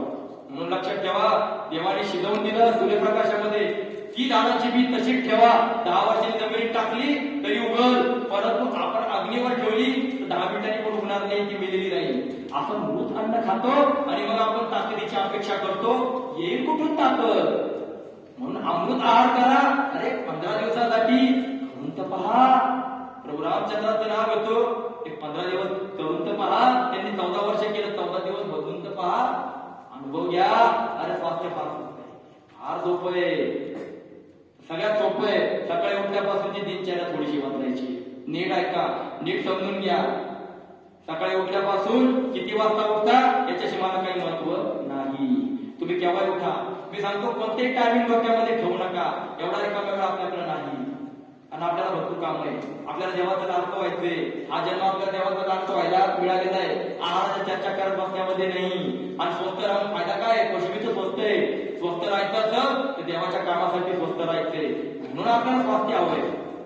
सकाळी उठल्यापासून किमान 12 वाजेपर्यंत निर्जल उपवास करा. मी तुमच्या समोर बसलेलोय, सकाळी 4 ला उठलेलोय, एक थेंब पाणी पिलेलो नाही. मला दाखवा पुढे थकवाय. संध्याकाळपर्यंत असंच राहून दाखव. अरे आम्ही निर्जला उपवास करतो 24 तास, 3-3 दिवस निर्जला उपवास करतो, कुठलाही थकवा येत नाही. स्वतःच्या शक्तीला अनुभव घ्या. म्हणून कमीत कमी उठल्यापासून 12 वाजेपर्यंत निर्जल उपवास करा. पण आम्ही जे खातो ना, तर जैसा खाय अन्न वैसा होय मन, त्याच्यामुळे आम्ही मृत खातो. त्याच्यामुळे आमच्या मनावर ना निगेटिव्हिटी जास्त आहे. 12 वाजेपर्यंत उपवास आणि चक्कर आली तर आणि काही त्रास झाला तर अरे ठीक आहे, घाबरू नका. 9 पर्यंत जमल, हळूहळू 10 पर्यंत, हळूहळू 11 पर्यंत, हळूहळू पुढे चला. काही काही नाही आपल्याला. पण रस्त्याला लागत तर खरं. बसल्या बसल्या मी जर नाशिकला पंढरपूर करत बसलो असतो तर आलं असतं का? पंढरपूरला यायचं तर मला चालावं लागेल. तसं स्वास्थ्य पाहिजे तर तुम्हाला काहीतरी करावं लागेल, तुम्हाला चालावं लागेल, तेव्हा स्वास्थ्य मिळणार आहे. सकाळी उठल्यापासून किमान 12 वाजेपर्यंत उपवास करा. नाही होत 9, 10, 11 याच्यात सगळं डीप नॉलेज दिलेले मी. काहीच काळजी करू नका. तुमच्या सगळ्या प्रश्नांची उत्तरे याच्यात दिलेली आहे. कमीत कमी 12 वाजेपर्यंत उपवास. आता का करायचं? सगळ्यात महत्त्वाचं तर सकाळची वेळ जी राहते ती फास्टिंगची राहते, क्लिनिंगची राहते. तुम्ही पण सकाळी उठल्या उठल्या सफाई करतात, झाडून करणार, धुणभांडी करणार, स्नान करणार, सगळं काही करणार. तसं आतडे आतडे आपले सफाई करत राहतात. म्हणून शास्त्र सांगतं आहारम पचती शिकी दोषान आहार वर्जित. अन्न पचवायचं काम व्हायटर पॉवर करते, जठराग्नी करते. आपण म्हणतो ना तो श्लोक आहे ना, आम वैश्वानर भूत्वा प्राणिनाम देवासिता प्राणापान समायुक्त पचाम्यन्नं चतुर्विधम. देव 4 प्रकारचं अन्न पचवतो, भक्ष्य, भोज्य, लेह्य, चोष्य. 4 प्रकारचं भोजन देवामध्ये बसून पचवतो. या जीवनी शक्तीला जर खायला दिलं नाही तर दोषानं आहार वर्जित. म्हणून कोणत्याही आजारी माणसाला कोणाची चव जाते, बाबा खाऊ नको, सफाई करतोय. सफाई करत असताना खायचं नाही. म्हणून दिनचर्या थोडी बदला. 8-15 दिवसात नाही फायदा झाला तर जगामध्ये कुठल्याही माणसाच्या सल्ल्याला तुम्ही फॉलो करा, आम्ही काही म्हणणार नाही. पण मी सांगतो हा एकमेव रस्ता असा आहे जो तुम्हाला रिझल्ट 100% देणार आहे. कारण हा शरीर शुद्धीचा रस्ता आहे. हा उपचार नाहीये, पाय उपचार आहे. इथं शुद्धी आहे, सफाई आहे. 12 वाजेपर्यंत निर्जल उपवास करा. आपलं शास्त्र सांगतं लंघनम परमौषधम. सगळ्या रोगांवरती परमात्मा एकच आत्मीभूत आहे, परम औषध आहे उपवास. लंघन म्हणजे उपवास. आपल्या संस्कृती, आपली संस्कृती किती ग्रेट आहे. आपल्या संस्कृतीने आपल्याला एकादशी तेवढ्यासाठी दिली. पण 14 दिवस खाल्लं बाबा, 15व्या दिवशी फराळ का तर सफाई होईल आणि आपण त्या दिवशी फराळ करतो. हे साबुदाणा खिचडी बगर कुकर आली देवाला माहिती. ऍक्च्युली त्या दिवशी फराळ करायचा राहतो, फराळ नाही. त्या दिवशी सफाई करायची राहते. उपवासाला कसला खाऊ जवळ वैसुनी मनाचा भाऊ. त्या दिवशी देवाला मन व्हायचं राहतं. त्या दिवशी नुसता खाण्यात बदल नाहीये, त्या दिवशी चालण्यात बदल आहे. इतर वेळेस भोग पाहतो, त्या दिवशी भगवंताला पाहायचं राहतं. इतर वेळेस स्वतःसाठी चालतो, त्या दिवशी देवासाठी चालायचं राहतं. ह्याच्यासाठी एकादशी आली. एकादश म्हणजे 11 5 कर्मेंद्रिय 5 ज्ञानेंद्रिय 11 मनबुद्धी ती देवाला व्हायची राहती. म्हणजे देवाजवळ बसून राम राम राम राम राम राम नाही करायचं. आपली सगळी कामं करत असताना त्या दिवशी देवाचा विचार डोक्यात ठेवायचा राहतो. याला एकादशी म्हणतात. आणि ते करत असताना उपवास करायचा राहतो. उप म्हणजे जवळवास मध्ये बसणे, देवाजवळ म्हणजे देवाच्या विचारांमध्ये बसायचं राहतं. ही एकादशी आहे. त्या दिवशी आपल्या शरीराची सफाई चालू राहते, मनाची, बुद्धीची आणि बॉडीची. म्हणून फराळ करायचा राहतो. फळं तर बाजूलाच राहिले, भलतच काहीतरी आम्ही खात राहतो. आणि मग आपण म्हणतो का माझा प्रॉब्लेम का जात नाही. अरे बाबा तू देवाचा ऐकतच नाही, फक्त देवाला मानतो. देव सांगता काय आम्ही करतो काय. म्हणून उपवास करा. 16व्या शतकामध्ये डॉक्टर रसेल ट्रॉल म्हणून पहिले ॲलोपॅथिक होऊन गेले अमेरिकेमध्ये. ज्यावेळेस ते एका गावामध्ये गेले तर त्यावेळेस ते एकटेच डॉक्टर त्यावेळेस त्या काळामध्ये 16व्या शतकामध्ये. तर त्यावेळेस त्यांनी पाहिलं तर त्या गावामध्ये एक स्त्री मरणोत्सन्न अवस्थामध्ये होती. तर त्यांनी तिला ज्यावेळेस पाहिलं तर स्पष्ट सांगितलं घरच्यांना का इथं काही खरं नाहीये, ही 8 दिवसाच्या आत देवाचं नाव घेणार जाणार. तिला खायला प्यायला घेऊन काही फायदाच नाही, कारण आता आवडतं इथं. ते त्यांचे सांगून निघून गेले. आता अशी परिस्थिती की म्हाताऱ्यांना लवकर विचारलं जात नाही. तेव्हा 16व्या शतकामध्ये आजारी माणसाचं काय अवस्था असेल. त्या बाईला दिलं कोपऱ्यामध्ये एका ठिकाणी ठेवून. तुम्हाला आश्चर्य सांगतो, 15 दिवसानंतर ते डॉक्टर पुन्हा त्याच गावात गेले भेट द्यायला. त्यावेळेस त्यांनी पाहिलं तर ती बाई तिथं व्यवस्थित काम करत होती. अरे ही जर 8 दिवसात मरणार होती तर ही तर काम करून राहिली. त्यावेळेस त्यांनी तिच्या घरच्यांना विचारलं, तिला विचारलं बाई तू स्वस्थ कशी काय झाली.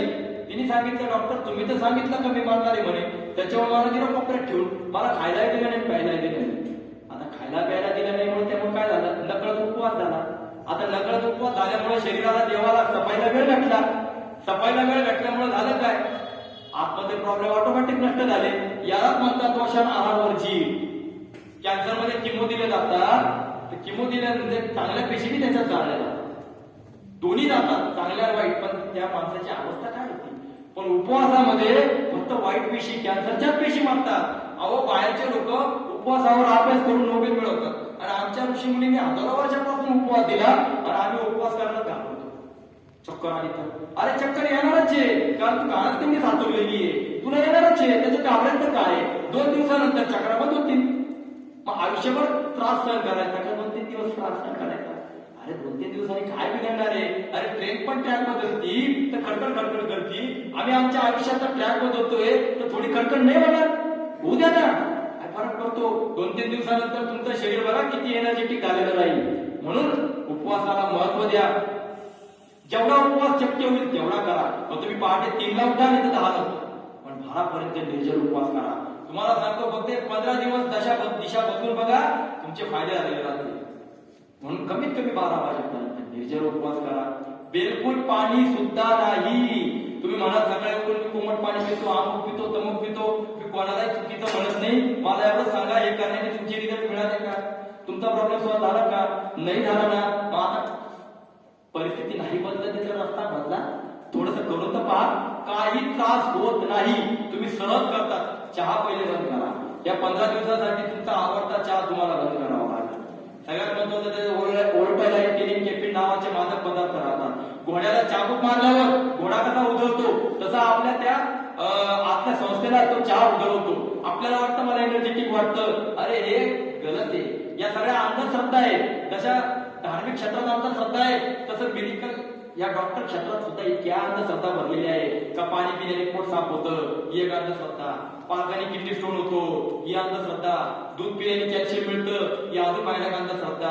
अरे किती किती जेवण केल्यावर ताकद मिळते, औषधाने आजार पण जातं. सगळ्या अंधश्रद्धांनी बरबटलेला समाज आहे. एकही रिझल्ट मिळत नाही तरी आम्ही त्याच्यात मागं.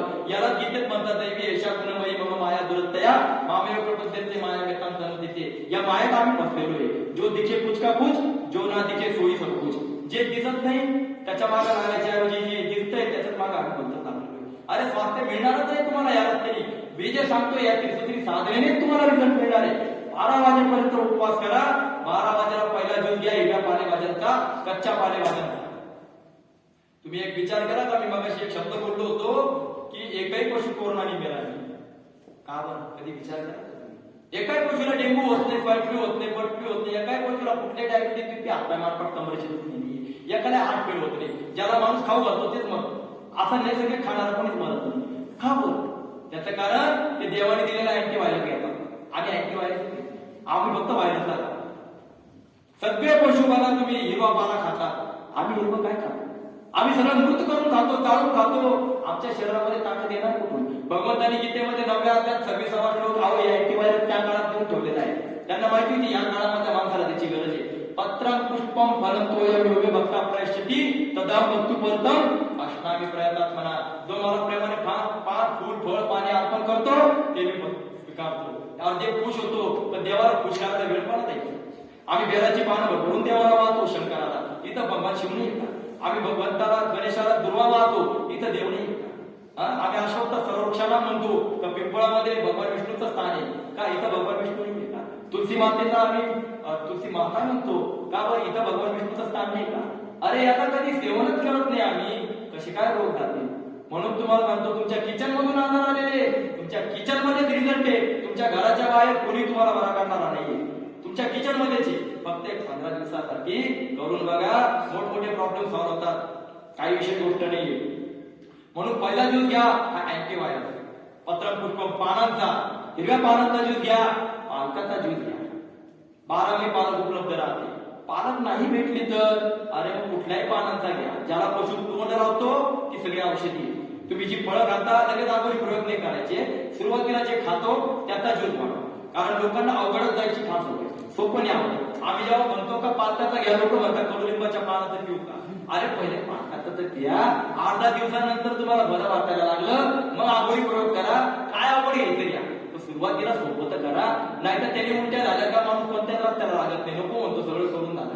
पहिले सोपं करा, सोप्याने रिझल्ट आहे, मग अवघड असणं करा. मला म्हणायचंय की पानांचा ज्यूस घ्या, ज्याला पशु खातो ती औषध आहे. पत्रम पुष्पमध्ये सगळी पानं येतात.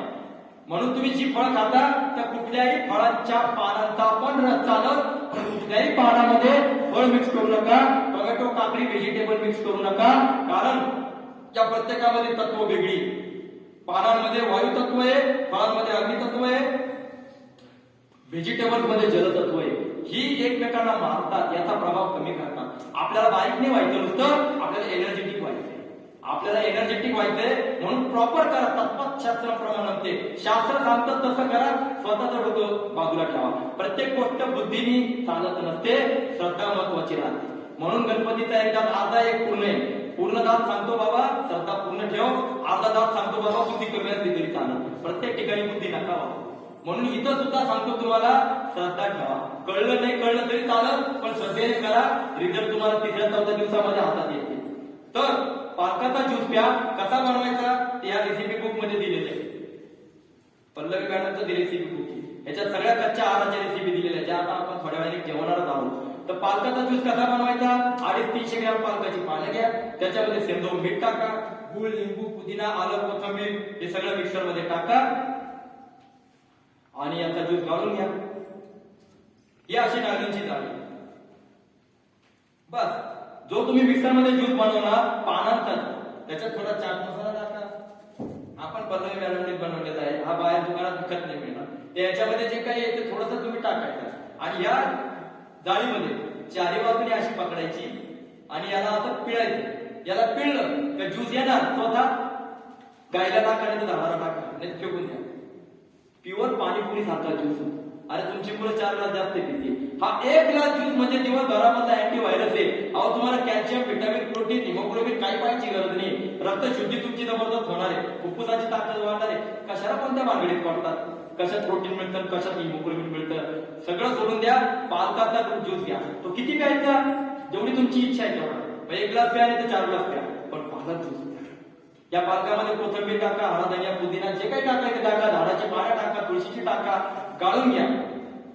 या ज्यूस मध्ये वायू तत्व राहतं. आपल्या शरीरात 5 वायू असतात, प्राण, अपान, उदान, व्यान, समान. हे जर कुपित झाले तर रोग येतात. हे मजबूत असले तर तुमचे सगळे प्रॉब्लेम सॉल्व्ह होतात. हे पॉवरफुल बनवण्यासाठी हिरव्या पानांचा ज्यूस घ्या, कारण वायू तत्व हिरव्या पानांमध्ये राहतं. म्हणून पालकाचा ज्यूस घ्या. आणि ज्याचा वायू तत्व प्रभावी झालं त्याच्या बॉडीमध्ये कचरा राहत नाही, म्हणून एकाही गोष्टीला पोटाचे प्रॉब्लेम नाही. इथं आमच्याकडे लहान पोरापासून म्हाताऱ्या लोकांपर्यंत कायम पोट साफ होत नाही, याचा प्रॉब्लेम आहे. त्याचं कारण वायू तत्व कमजोर आहे. हे वायू तत्व प्रभावी हिरव्या पानांच्या ज्यूस मधून होतं. आणि तुम्ही 2-4 ग्लास पिल्यानंतर आपलं पोट खाली होतं की नाही, बरं एवढं सोपं आहे. आणि आपण काय करतो, चालतो, फिरतो, योगा करतो, अमुक करतो, तमुक करतो, आमचे पोटाचे प्रॉब्लेम सॉल्व्ह होत नाही.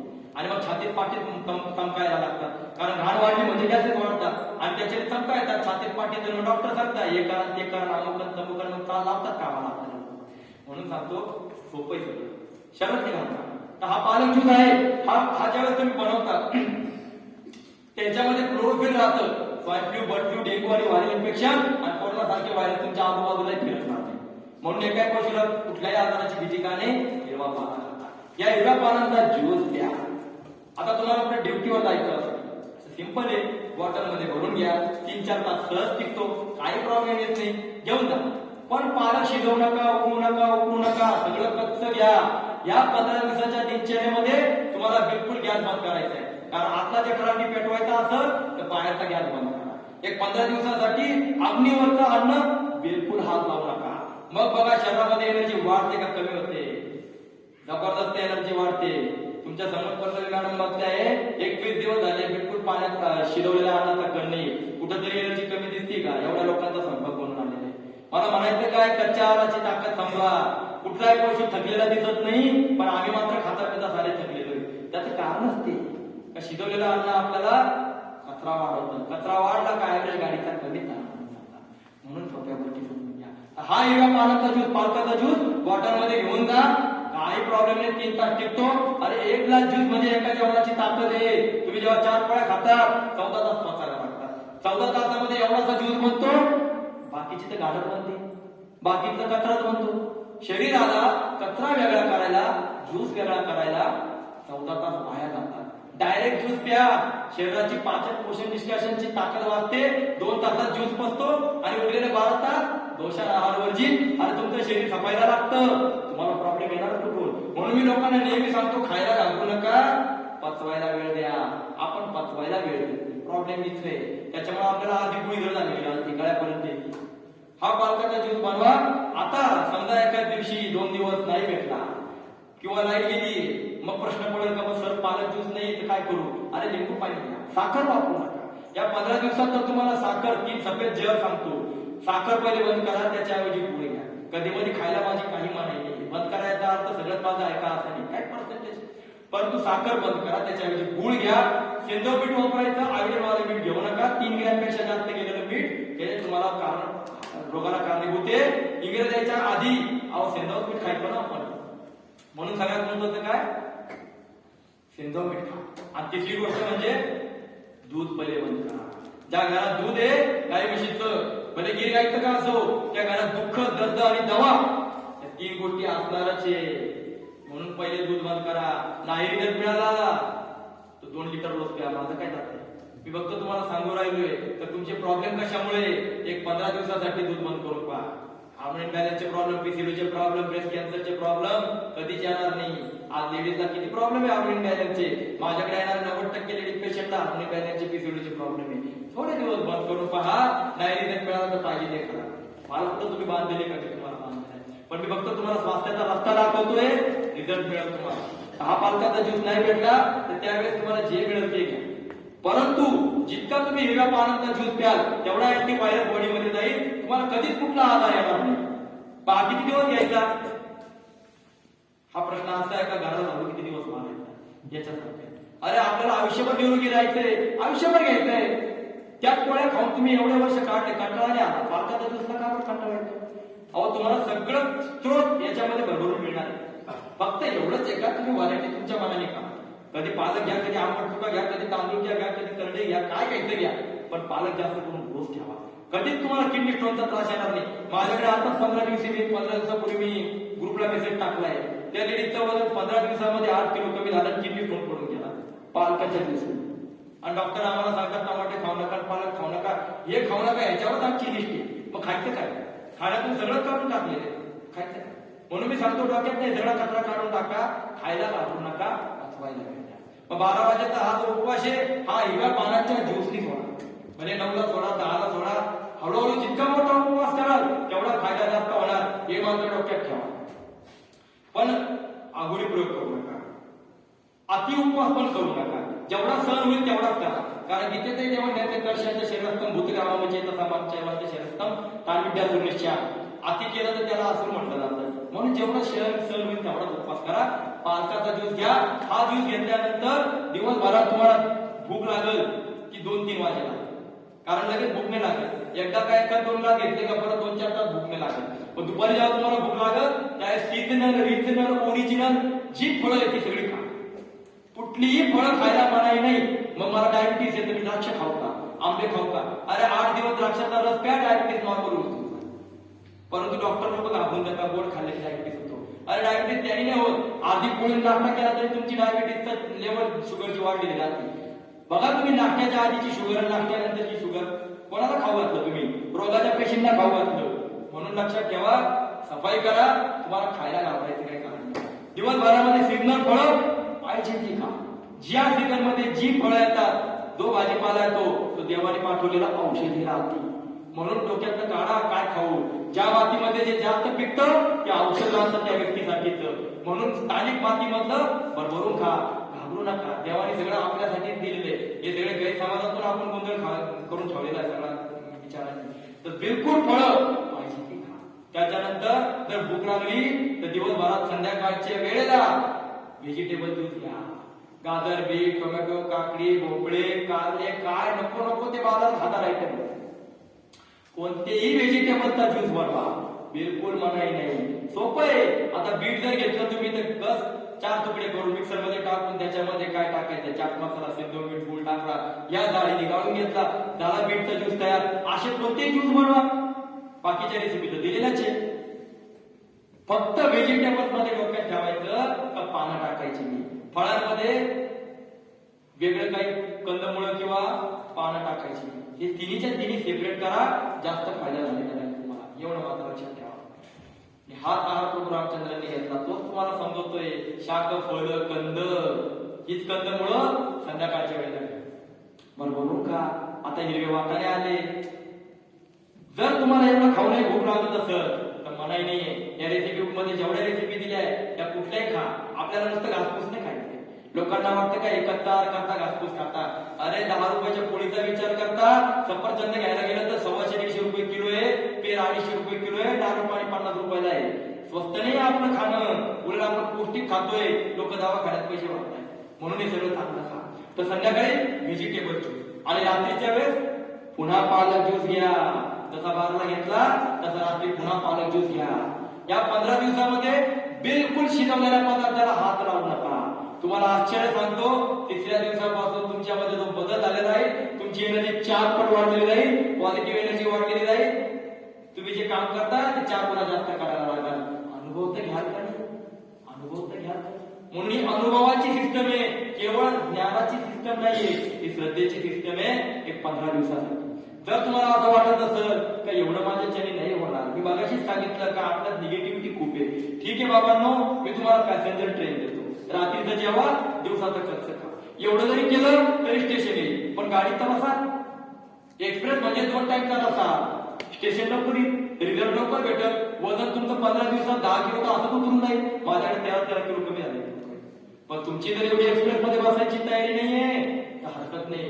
रात्री मनाप्रमाणे खा. दिन में प्रकृती देवायचा, रात में पत्नी देवायचा.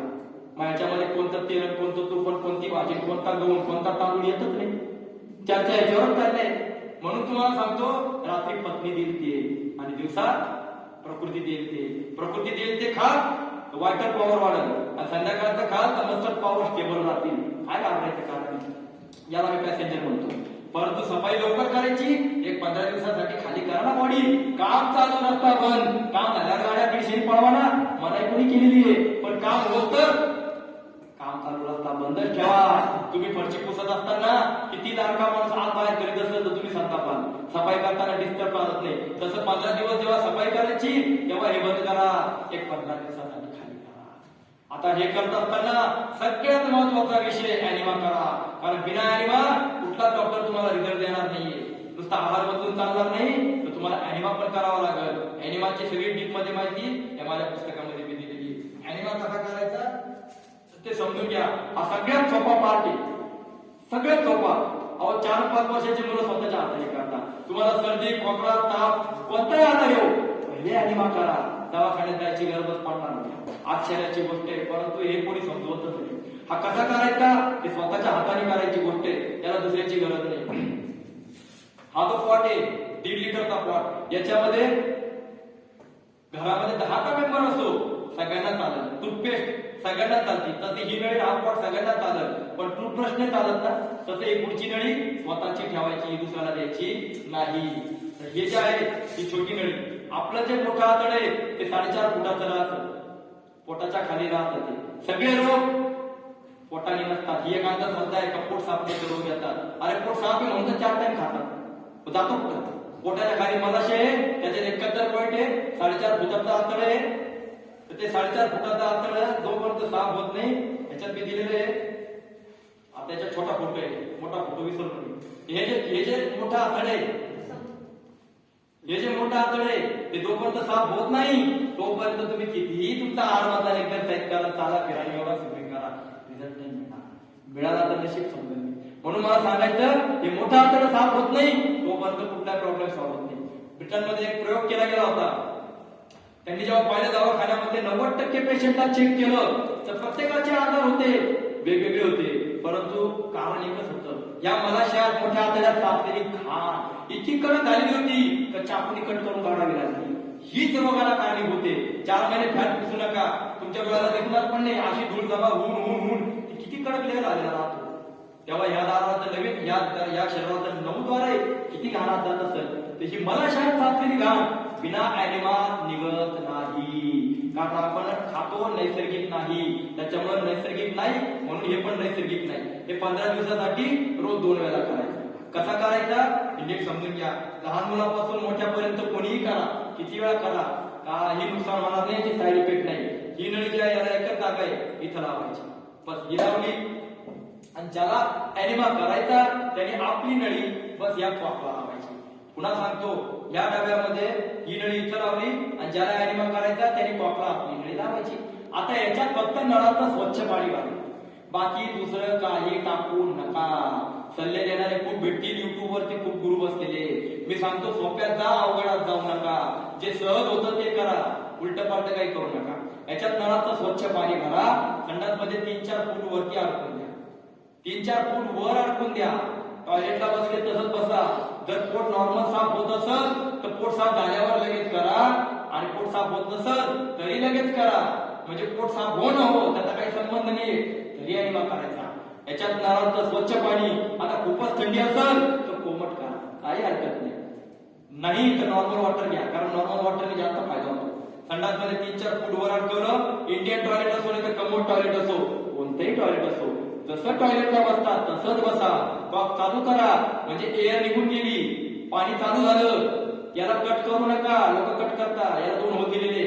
जर मुलगा नसेल तर त्या जागेला आणि या नळीला तुम्ही थोडंसं ऑइलिंग करू शकता. 2.5-3 इंच नळी, जास्त गेलेली बिघडत नाही. 2.5-3 इंच नळी उडून संडासच्या जागेवर टाका. पुन्हा एकदा 2.5-3 इंच नळी उडून संडासच्या जागेवर टाका. आपोआप अर्धा टाका पाणी कमी जास्त जे काही अर्ध्या मिनिटात आतमध्ये जाते, पोटात नाही जात. जडबा बसवलेले आहे, खालवर नाही येत पाणी. अर्ध्या मिनिटात 500 ते 800 ml 1000 ml जे काही पाणी आत जातं सहज जातं, जाऊ द्या. पाणी अर्ध्या मिनिटात आत जाईल, तुम्हाला प्रेशर येईल. कॉक बंद करा, नळी बाहेर काढा, अर्ध्या सेकंदामध्ये सगळा गॅस ऍसिड आणि कचरा बाहेर फेकला जातो. प्रेशर कुकरची शिट्टी ज्या स्पीडवर येते त्या स्पीडने पोटातली घाण फेकली जाते. ही घाण तुम्ही पाहू शकणार नाही. अक्षरशः लोकांच्या पोटातल्या गटारीसाठी घाण बाहेर आलेली, इतका कचरा बाहेर येतो. अरे हा कचरा तुम्ही पाहू शकत नाही, तो बसलेला भगवंत कसा काय पाहिजे? तो बुधवरच नसेल का? त्याला कसं होत असेल? म्हणून तुम्हाला सांगतो, याला साफ करा आणि तुमचे प्रॉब्लेम नाहीचे मुळी. तर हे अर्धा टाका संपल्यावर पुन्हा नवीन टॉयलेटच्या जागेवर टाका, पुन्हा कॉक चालू करा, पुन्हा पाणी आत जाईल, पुन्हा नळी काढा, पुन्हा पोटातलं सगळी घाण बाहेर येईल. 10 मिनिट लागते. जर तुम्हाला असं वाटलं की मला अजूनही बेचैन वाटतंय, अजून एक डबा पाणी भरा, अजून एकदा करा, काही साईड इफेक्ट नाही, हे लक्षात ठेवा. फक्त 10 मिनिट लागतील ते 15 मिनिट लागतील, आणि 15 मिनिटानंतर तुम्ही एकदम एनर्जेटिक महसूस कराल. कारण ज्या दिवशी तुमचं पोट साफ नाही होत त्या दिवशी तुम्ही दिवसभर बेचैन असतात. तुम्ही म्हणतात ना का अस्वस्थ वाटतंय, कोणाला सांगत नाही पण आज करतं सगळं. पण ज्या दिवशी पोट साफ होतं त्या दिवशी तुम्हालाच बरं वाटतं, एनर्जेटिक वाटतं, आज जरा बरं वाटतंय. या दोन्ही वेळेस वजन तुमचं तेवढंच होतं, पण तुम्हाला बेचैन का वाटलं? कारण शरीरात पाहू शकत नाही अशी घाण होती. आणि ज्यावेळेस साफ झाली वजन तेवढंच आहे, पण तुम्ही एनर्जेटिक महसूस केलं, हलकं महसूस केलं. म्हणून मी लोकांना सांगतो, वजनावर कॉन्सन्ट्रेशन करू नका, सफाईवर कॉन्सन्ट्रेशन करा. अरे वजन असू द्या ना 5-15 किलो जास्त, काही बिघडत नाहीये, परंतु सफाईला वेळ द्या.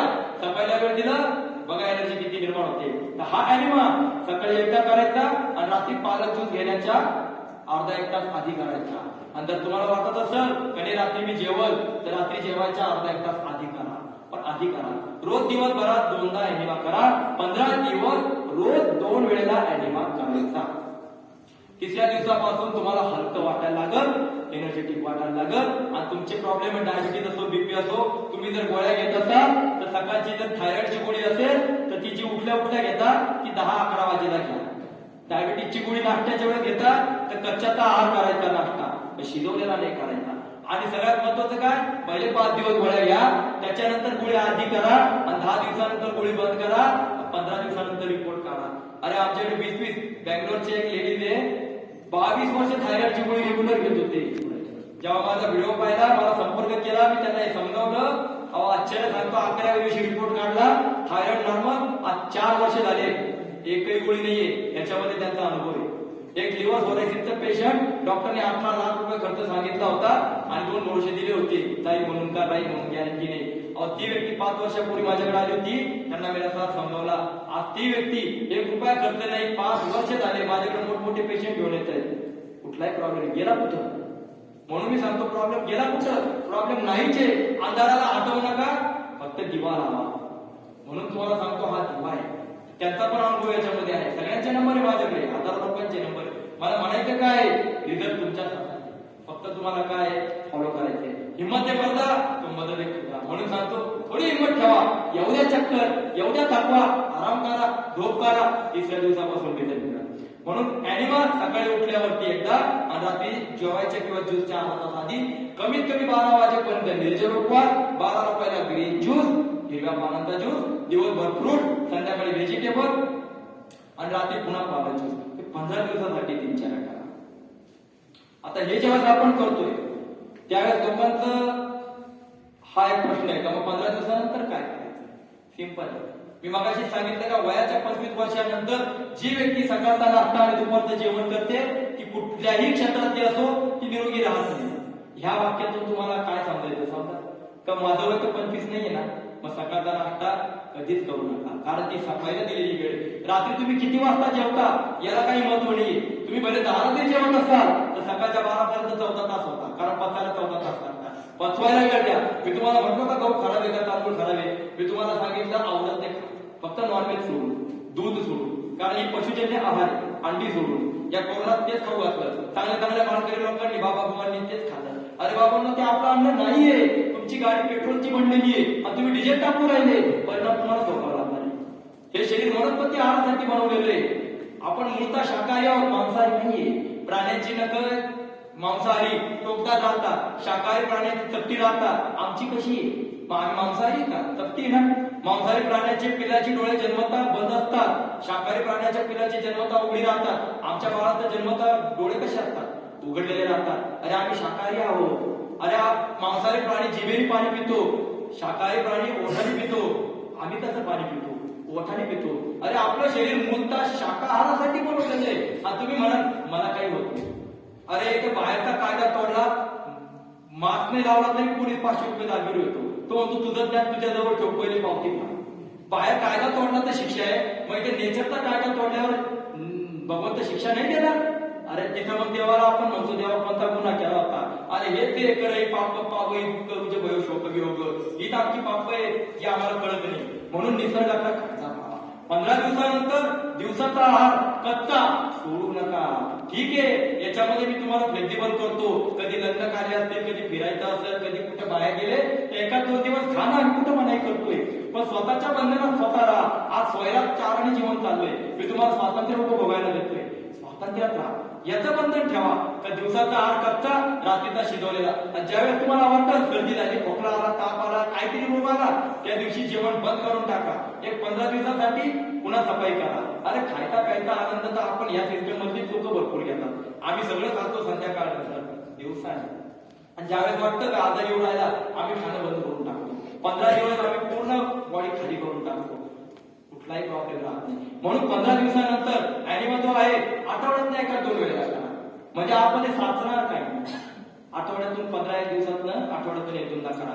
12 वाजेचा उपवास कमी जास्त केला तर चालत. अरे कधी 24 तास करा, कधी 48 तास करा. वरून तर बघा माझ्याकडे अशाचे लोक आहे 10 दिवस निर्जला उपवास करतात. पण बॉडी खाली होती, तुम्ही एवढं नका करू, पण जेवढं होईल तेवढं तर करा. आणि दिवसभरामध्ये जे खायचं कच्चा आहार करा. तर 15 दिवसानंतर दिन में कच्चा रात में पक्का, आणि 3-4 महिन्यात 6 महिन्यात 15 दिवस पुरी बॉडी खाली करायची, मोकळी करायची, भांड्यात साचू देऊ नका. हे करा. आता हे करत असताना अजून एक काय तर सेवा. म्हणून बघा, आपल्याला स्वस्त तर व्हायचंय, पण सेवा करायसाठी व्हायचंय.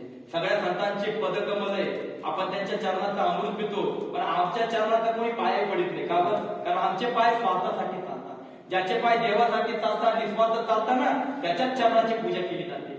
आम्ही कधी चालतात. म्हणून संतांचं नाव घ्यायचं तर संतांच्या रस्त्याला बी चालावं लागेल. त्यांनी 1000 लोकांत काम केलं, आम्ही 10 लोकांत तर करू. म्हणून सेवा करा, जेवढी ताकद आहे तेवढं तर करा. म्हणून ही सिस्टम सांगते की जर सेवा नाही केली तर रिझल्ट मिळणार नाही.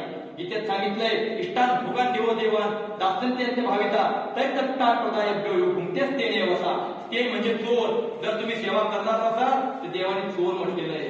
कारण स्वार्थाने तर पशु बी जगू शकतो आपण, नाम पशु नाम पक्षी अमनुष्या. म्हणून माणसाचं कर्तव्य काय का देवाच्या रस्त्याला चालणं. मग वर्तमान वर्तन ते मनुष्या पाहत सर्वशा. का जो माझ्या रस्त्याने चालतो तो माणूस, पण देव निस्वार्थपणे काम करतो. कोणी त्याला शिव्या द्या तरी त्याचा हात चालवतो, कोणी त्याची पूजा करा तरी त्याचा हात चालवतो. देव भेदभाव नाही करीत, देव निस्वार्थ काम करतो.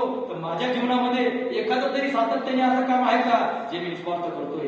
हे जर निस्वार्थ काम असेल तर ही सेवा तुम्हाला शाश्वत स्वास्थ्य देईल. म्हणून आपल्याला स्वास्थ्याचा रस्ता पाहिजे तर कुठेही करा, पण सेवा करा. जे असं थोडंफार काही पर्सेंट दान करा.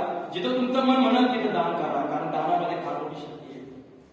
नाहीतर देखील देवाने सांगितलेले गुंजते ते दोघं पाप आहे पश्चात्म करणार.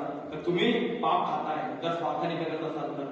म्हणून निस्वार्थ हेतूने जगण्यासाठी मनुष्य जन्म आहे. म्हणून त्रिसूत्री साधनामध्ये सेवेला खूप महत्व आहे. नुसता आहार बदलून चालणार नाही.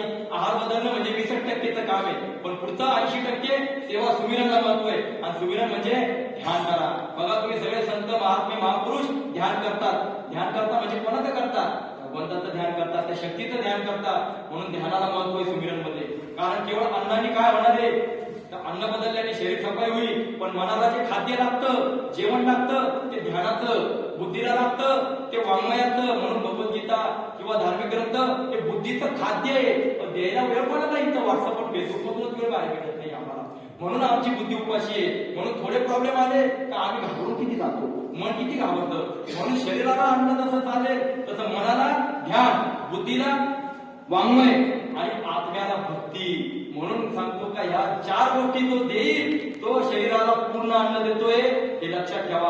आणि हे पूर्ण अन्न जो देईल त्याला कधीच आजार कुठले जाणार नाही. आधी भौतिक, आध्यात्मिक, आधी दैविक, त्रिविधता हे किरकोळ आहे. म्हणून देवाला पकडा. सुख कोणाकडे? देवाकडे. देवाकडे जायचं असेल तर आपल्याला कोणती उडी भेटलेली आहे? चोहीकडे चंद्रभागा कैसा येऊ पांडुरंगा.